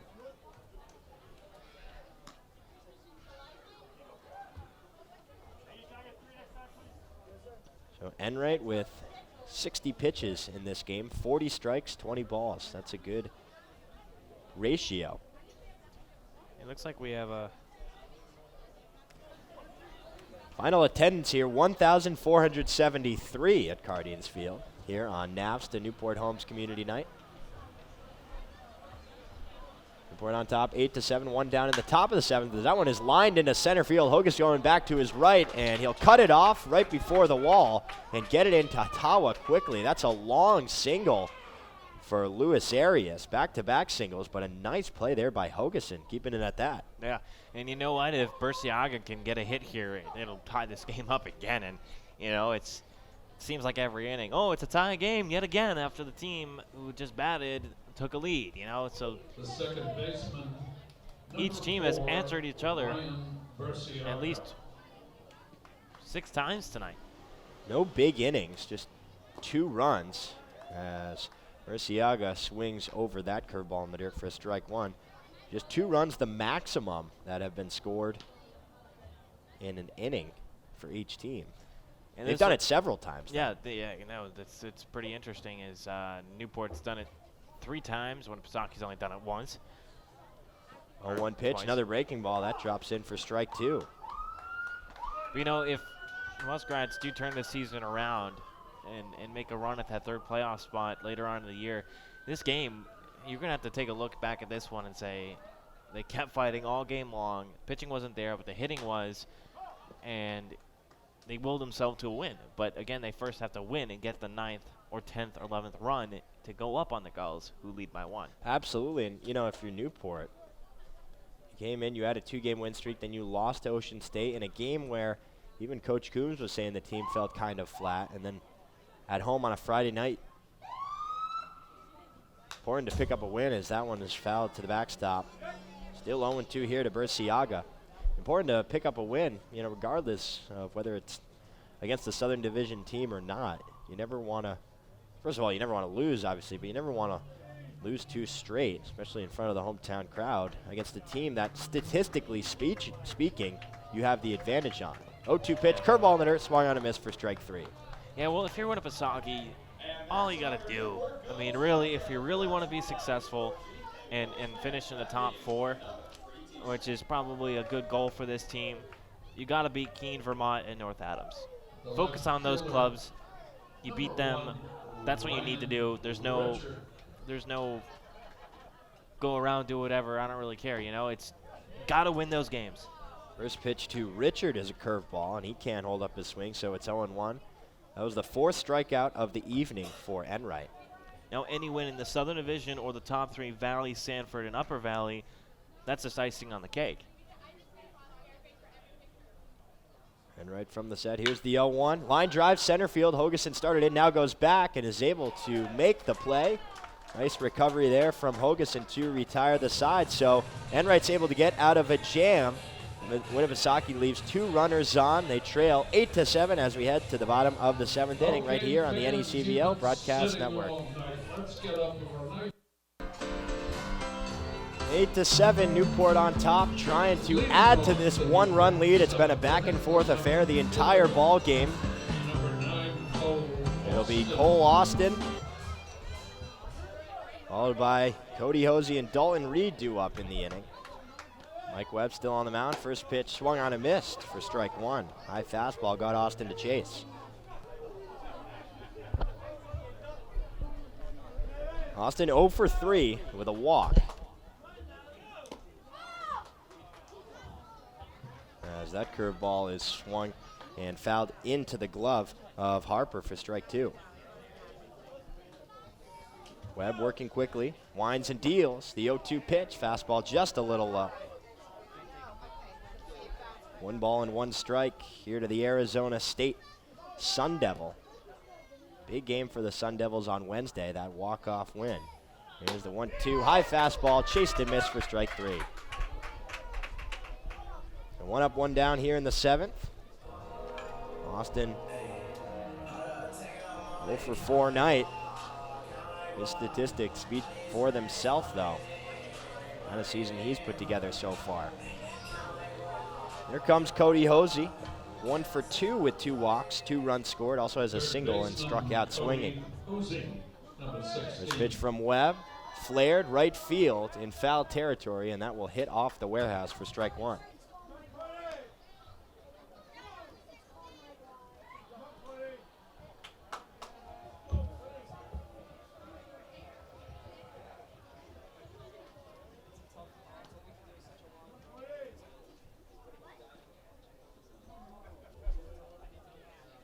Webb takes a long look in. Shakes off Harper a few times. Now gets a sign he likes. Here's the 0-1 pitch. Fastball high. Hosey thought about it, held up 1-1. Webb's looked pretty good here in his outing here back at Cardines Field, back home. At home for the first time since last year. 1-1 breaking ball, just a little outside, but a nice pitch there from Webb. Good take from Hosey. He's now at 7-4, 7 strikes of 4 balls. Hosey 6'4", 195. Started all 58 games for the Green Wave, had a 291 average at Tulane. That was 4th. 3rd in hits, 3rd in doubles, 5 home runs. Yeah, 435 slugging percentage. Here's the 2-1, lifted, shallow right field. Second baseman Burciaga is called off by Maurice, the first baseman, who reaches up and makes the catch. Quickly 2 down here in the 7th. Yeah, in that kind of play, the first baseman usually is the more superior defensive person, so he will be able to call off the second baseman for that one. Number 29, Dalton. So 2 down, here's Dalton Reed. Walked in the first, a part of that 5 straight walk stretch from Truel. Swings and misses at the first pitch here from Webb. Struck out in the second, grounded out to the pitcher in the 4th inning, and a 4-5 fielder's choice his last time up. 0-1, another fastball. This one catches the outer third for strike 2. Webb is working quickly, very comfortable. 5'9", 170 out of Rhode Island College from Pawtucket, as he gets Reed to swing and miss on that pitch for strike 3. Newport goes down in order in the 7th. Still lead it 8-7 as we head to the 8th inning here in Newport, Rhode Island. Don't go anywhere.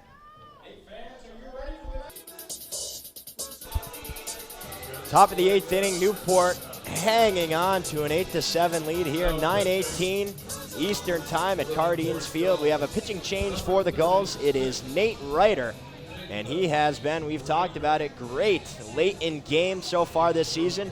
1-0 record, has yet to give up a run, has 3 saves, given up just 3 hits in 7 innings pitched, walked 2 and struck out 10. His last outing came in that 6-5 win versus Danbury, the walk-off one on Wednesday. He went 1 inning, gave up no runs, no hits, walked no one, and struck out 1. So Coach Coombs not messing around, as he shouldn't here, just up 1. And a game that Newport really wants to win. Yeah, and Winnipesaukee really does too, I imagine. If they flop here, then it's going to be a handshake and bus ride home. Yeah, you come so far, and it's a game, obviously everyone you want to win, but you look back against the Waves, it's 8-1, and the situation's a little bit different. They just didn't really have their stuff last night. They were a little flat, but this one, back and forth, is just a game where you put in your best players and you hope that they are on their game. That's the case here as Nate Reiter toes the rubber. He will face the top of the lineup here for the Muskrats, Callaway, Norman, and Pasatempo. Callaway off to a hot start in the beginning of this game, had a single and an RBI double in the first 2 innings, then popped out to Hosey. Did reach on an error his last time up. First pitch from Reiter is a fastball fouled off the netting down the third base line, 0-1. For Mason Callaway to get on base, maybe with a bunt, I don't know. As he does do that a lot, as he got that one, and earlier in the game, I believe it was last inning, where he dropped it down and was able to get over to first base off the error. Here's the 0-1 pitch. Another fastball. That one taken for strike 2, so Reiter not messing around. 6'7", 245 out of Bryant. rising senior from Windsor, New York. Went to Windsor Central High School.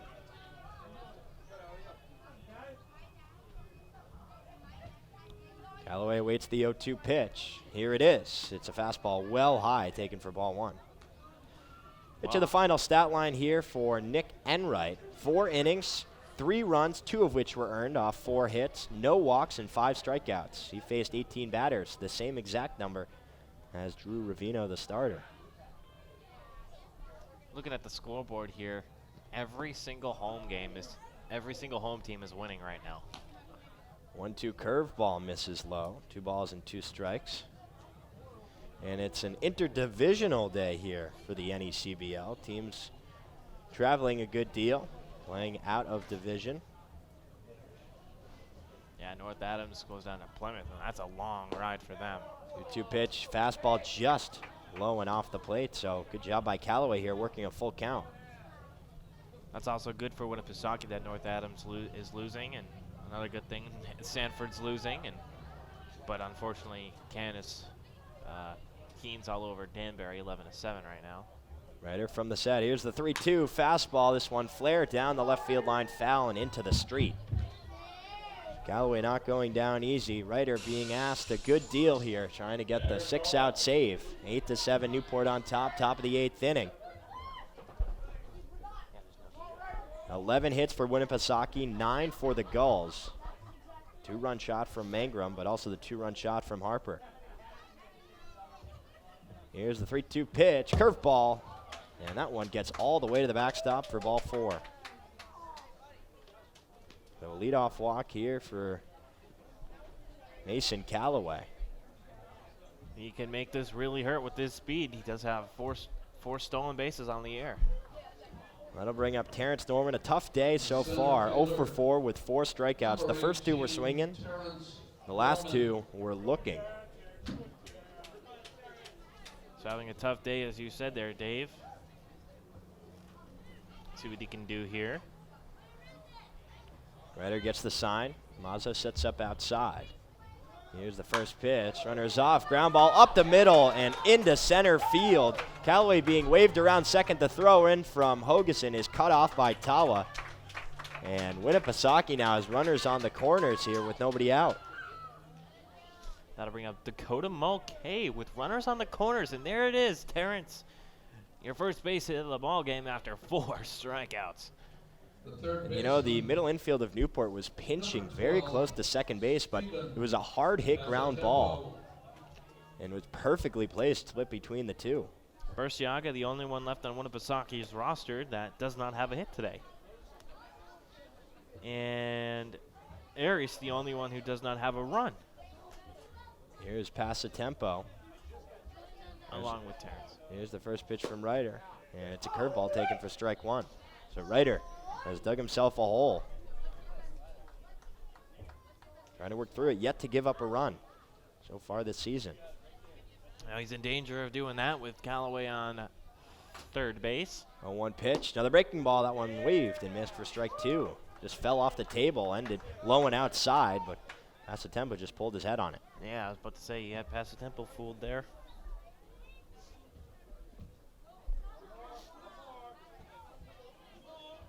And the pitch. Here's the 0-2, and it's a curveball fouled off of Mazza, and he seems to be in a little bit of pain here. Might have caught his thigh. No time will be called, and looks like it was his face, actually. If we look at the replay on the screen, yep, right off the mask. So shaken up a little bit. The trainers will go look at him. Hope he's all right. He's up off his knees now, shaking it off. You know, catchers, they're built tough is what they are. It's one of the most grueling positions in all of sports. Definitely in baseball, but yeah, all of sports. I mean, just the wear and tear on your knees, and you're throwing back as many pitches that are thrown in the game, so you're taking hits like that. He seems to be all right. He's back in the crouch. Still, no balls and 2 strikes. Callaway on third, Norman on first, nobody out. In the top of the 8th inning, Newport clinging on to an 8-7 lead. Ryder sets the glove at the belt. Here's the 0-2 fastball, waved and missed for strike 3. So he gets a big first out on his first strikeout of the evening, and that to the number 3 hitter, Passatempo. Passatempo, when he was walking out of the box, shared some words with Mulcahy. Possibly saw something. He can help out The designated hitter. his number 4 hitter. Number 26. Mulcahy had the RBI single in the first, struck out in the second, singled in the 5th, and struck out in the 6th. Yeah, I mean, it is righty versus lefty here, so a good matchup for Mulcahy. Double play ball is in play here. Tawa at short, Plu at second. First time the two have been combined in the infield. See what Mulcahy can do here for Winnipesaukee. First pitch from Ryder. Fastball fouled off the toe, I believe, of Mazza, and he jogs it off. And he has just been getting beat up in this inning. You see him just trying to shake it off, but once again appears to be okay. So he hit his head, and then he hit his toe. Yeah, none of those were his fault either. But it is strike 1 to Mulcahy. 1 down in the inning.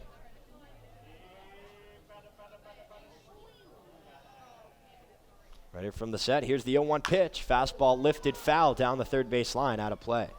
That's over to the bus port over there. Viking Bus Tours, I believe. Newport Visitor Center, right near us. Very good place to have that visitor center right next to your biggest staple, I would imagine. No balls, 2 strikes, 1 out, runners on the corners. Here's the 0-2 pitch, breaking ball, check swing, yes he did, says home plate umpire Will Bowers. Back-to-back Ks, 2 down here in the 8th. Big strikeout there on a breaking ball low in the dirt. He just got Mulcahy to bite. And Ryder scratching and clawing his way back into this inning, trying to hold on to this 8-7 lead. Here's Casey Harper. He had the 2-run shot in the 5th. Besides that, he's 0 for 3. That's from the right side. Here's the first pitch from Ryder. It's a fastball in there for strike 1. Nice pitch on the outer third.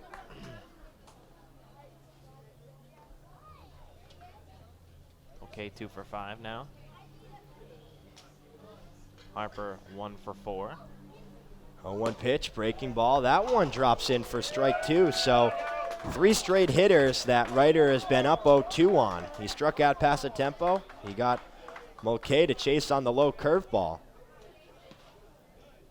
This would be impressive for Ryder. Runner is off. Here's the 0-2 fastball. Swung on a miss for strike 3. Ryder gets him down. 3 straight strikeouts, and Winnipesaukee can't get a run across. They leave runners on the corners with nobody out, and Ryder shuts the door. We'll head to the bottom of the 8th inning. Newport still on top, 8-7 right here on the NECBL Broadcast Network.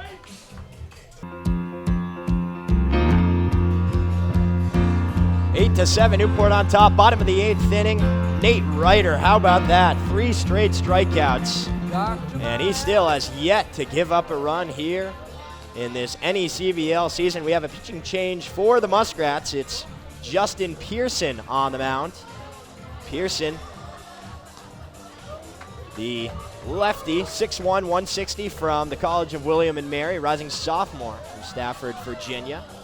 And so far this season, 7.56 earned run average in 5 games, 8.1 innings pitched. He's given up 12 hits, walked 5, and struck out 8. He will look to keep the Muskrats in it as he faces off against the dangerous Stevie Mangrove, Zach Hogeson, and Zach Britton. Mangrove already with 2 home runs in the ball game. So some of the deepest parts of the ballpark here at Cardines. The first one cranked over the left center wall. The second one about 390 and hit into the tree out there in dead center. First pitch fastball taken for strike 1 on the outer third.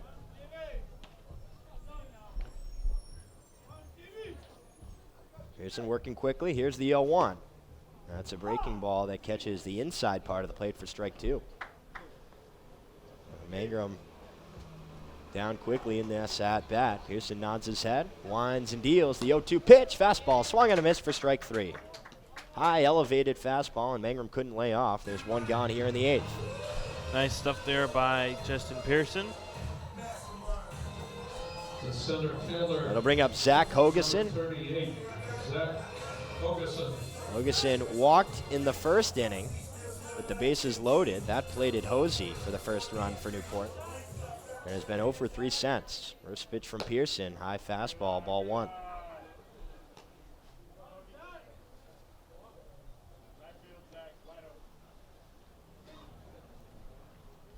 1-0 pitch, breaking ball, that runs off the plate. 2 balls and no strikes. Hogeson out of Arizona State was the hero on Wednesday, had the walk-off double. The 2-0, big swing and miss.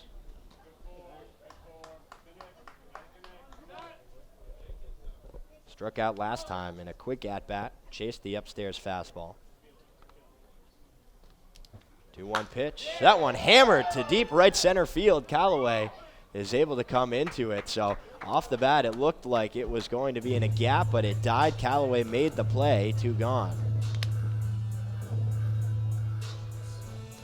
It was hit hard on a line, though. Callaway was in the right position to make the play. Yeah, he was. Mason Callaway, really good right fielder. So quickly 2 up and 2 down. Here's Zach Britton trying to extend the ball game here in the bottom of the 8th as the curveball misses low for ball 1. Newport up 8-7. Just past the 9:30 mark.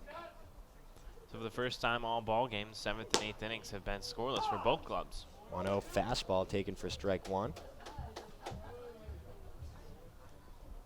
Britton had a double in the 6th inning his last time up. 1-1. Another fastball. This one is also in there for strike 2. Pearson working very quickly. Already 2 quick outs.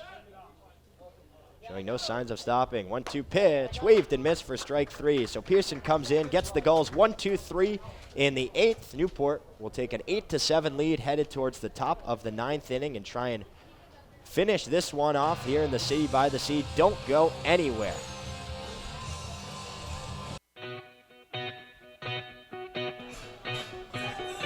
Top of the 9th inning. Newport 8, Winnipesaukee 7. It's been a back and forth affair. Newport trying to hold on to this one. Nate Ryder back out on the hill. Last inning, Callaway had the leadoff walk. Norman singled. Winnipesaukee had runners on the corners, but Passatempo struck out swinging. Mulcahy struck out swinging.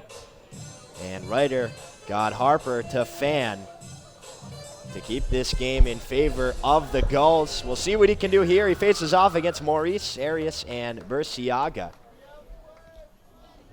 In the top of the 9th, Newport looking to bounce back after yesterday's loss to the Ocean State Waves, but the last time they were on the field here at Cardines, it was a special night with the walk-off 6-5 win over the Westerners.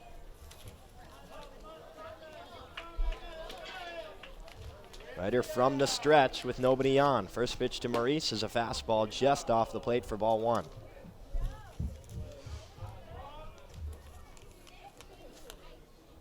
He's just been so good down the stretch, showing so much mental toughness.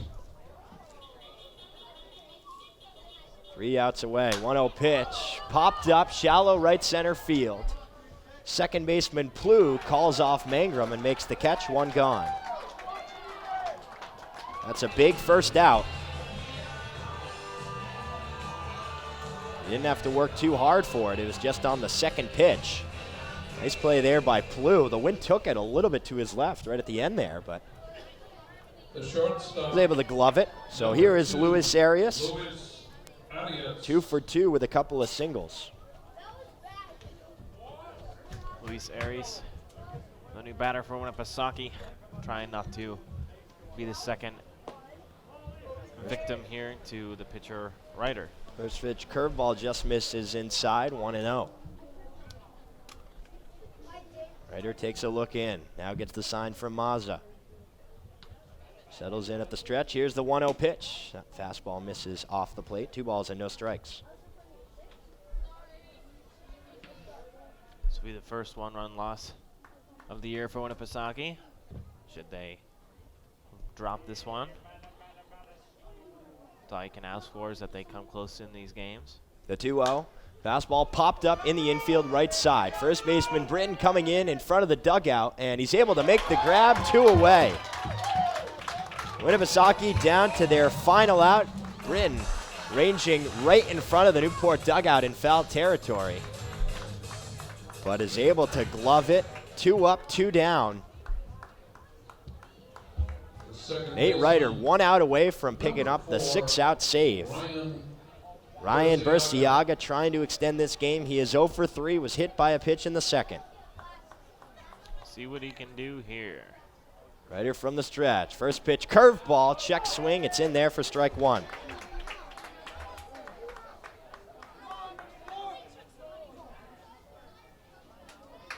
Nods his head, comes to the set. Mazza sets up outside. Here's the 0-1 pitch. Fastball is outside and just a little off the plate. Now 1 ball and 1 strike. Crowd on its feet here. Those who remain at Cardines Field looking for a tight victory. Newport trying to improve to 9-6. Here's the 1-1. Breaking ball popped up, shallow left field. Shortstop Tawa backpedaling. Settles under it and makes the catch for out number 3. Newport wins this one in a nail-biter. Final score, 8-7. Nate Ryder with the 6-out save. The Gulls improved to 9-6 on the season. Winnipesaukee falls in a tough one. They fall to 3-12 on the year. What a ball game. We'll be right back with post-game recaps, interviews, and more right here on the NECBL Broadcast Network. Do not go anywhere. So the Gulls bounce back after yesterday's loss and pick up a win here. A nice team victory for Newport. Final score 8-7 from Cardines Field. Drew Ravino started off the game. He went 3 innings, gave up 4 runs on 7 hits, walked 2, and struck out 5. Enright came in and he was solid. 4 innings, gave up 3 runs, just 2 earned, 4 hits, no walks, and 5 strikeouts. And how about Nate Ryder? 2 innings, 1 hit, no runs, 1 walk, and 3 strikeouts. He was fantastic down the stretch as he picks up the 6-out save. That is on the season for Ryder. An impressive performance for the kid from Bryant and his 4th save on the season. So it's a game that featured many different aspects of the game of baseball offensively. Newport scored its first 2 runs off 5 straight walks in the first inning, and they scored 1 more in the second off another walk. And in the third, they were able to get 1 on the RBI single from Tim Tawa. But then things started to change a little bit. Stevie Mangrove had the 2-run home run, and then he had a solo home run in the 6th, along with the RBI single from John Mazza. But for Winnipesaukee, I mean, they had 4 base hits in the first inning. They got 2 runs. And then they were able to get 1 run off the RBI double from Callaway, who had a good game. He reached base 4 times. Put up 1 more in the third. Then they answered. 2-run shot of their own from Casey Harper. And they scored that 1 run in the 6th. That ended up being it, but we talked about the whole time, basically mirroring itself until probably the last 3 innings. Yeah, I mean, in the last 3 innings, it was just perfect baseball from both clubs. But, you know, you got to be proud of the Muskrats, the way they did it today. You know, they came out, they fought, they kept fighting. Every time they got punched in the face, you know, they were able to come back and at least get it within 1 or tie it or take the lead. You know, it's something that I have not seen from this club at all this year, and I'm very excited and very hopeful for the future of this club. Yeah, this is by no means a bad loss for Winnipesaukee. No. They came down here and they really showed a message to basically the rest of the league. Hey, we're going to go up against the #1 ranked offense. Yes, a team that hasn't thrived on the mound, but we're not afraid of them. We're going to come into their house and we're going to compete pitch to pitch, run for run, and they did exactly that. They came up a little short, and they had their opportunities late in the game. Just Nate Ryder has been so spectacular in ball games in innings 8 and 9, just did what he does best. But if you're Winnipesaukee, certainly something you can build off of. Oh, yeah, definitely. And, you know, we go against New Bedford tomorrow night after getting creamed by them last week, so look to bounce back against them. Nick Enright picks up the win, and JR, always a pleasure. You know, we'll see you in a couple of weeks when we travel up to Winnipesaukee, but it's good to have you back in the city by the sea. The voice of the Winnipesaukee Muskrats, ladies and gentlemen, J.R. Bravo. For the rest of the post-game report, we will send things over to the Newport Gulls field reporter Dan Byford for some post-game thoughts. Dan? Thank you, Dave. So in other action tonight, the Plymouth Pilgrims have gone final with the North Adams Steeplecats with a 4-3 victory. The Keene Swamp Bats are in the top of the 9th with the Danbury Westerners currently leading 11-9.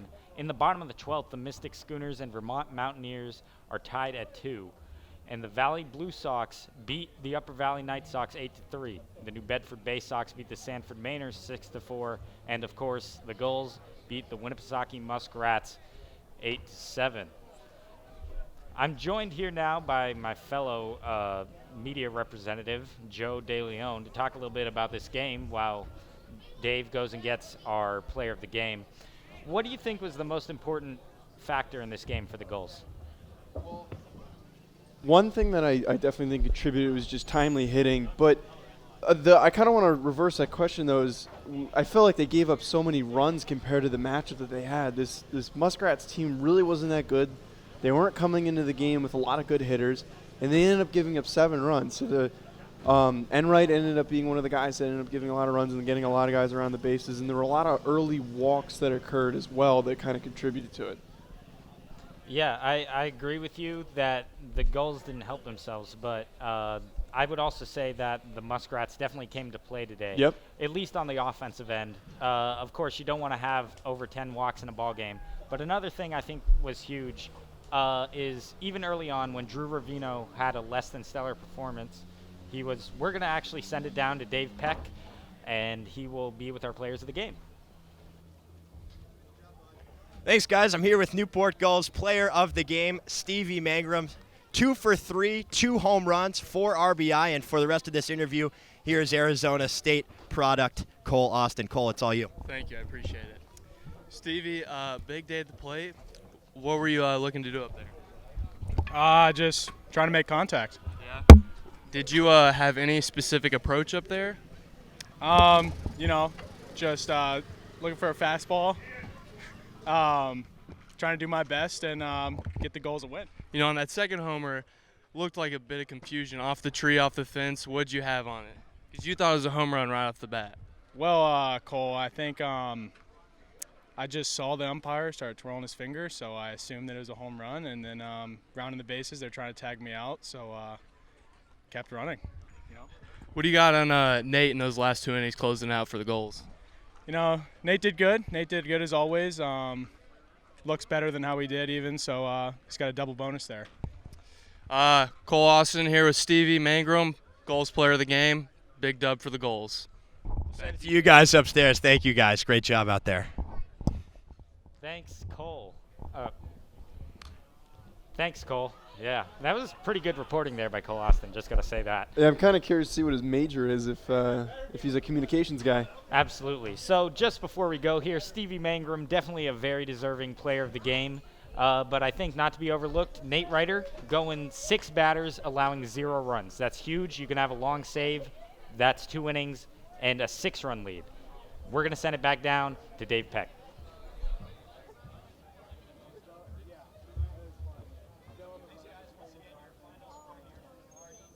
Newport winning this one 8-7. Nick Enright picking up the win. Nate Ryder with the 6-out save. Newport improves to 9-6 on the season. They'll have an off day tomorrow, but be back in action up in White River Junction when they take on the Northern Division Upper Valley Nighthawks on Sunday. First pitch of that one, 5 p.m. Then they'll be back home on Monday for Aspire Dermatology Red Sox night against the Valley Blue Sox of the Northern Division. That night will feature a guest appearance from former Red Sox Bill Spaceman Lee. You don't want to miss it. And real quick, we'd like to thank everybody a part of the broadcast here tonight. Our executive producer, Tom Lima. Our producer, Shannon Carson. Our audio technician official is Aram Lee. And our on-site engineer is Joe DeLeon. Our statistician, Andre Olivier. Our field reporter, of course, Dan Byford. And for the voice of the Winnipesaukee Muskrats, J.R. Bravo, I'm Dave Peck saying so long from the city by the sea.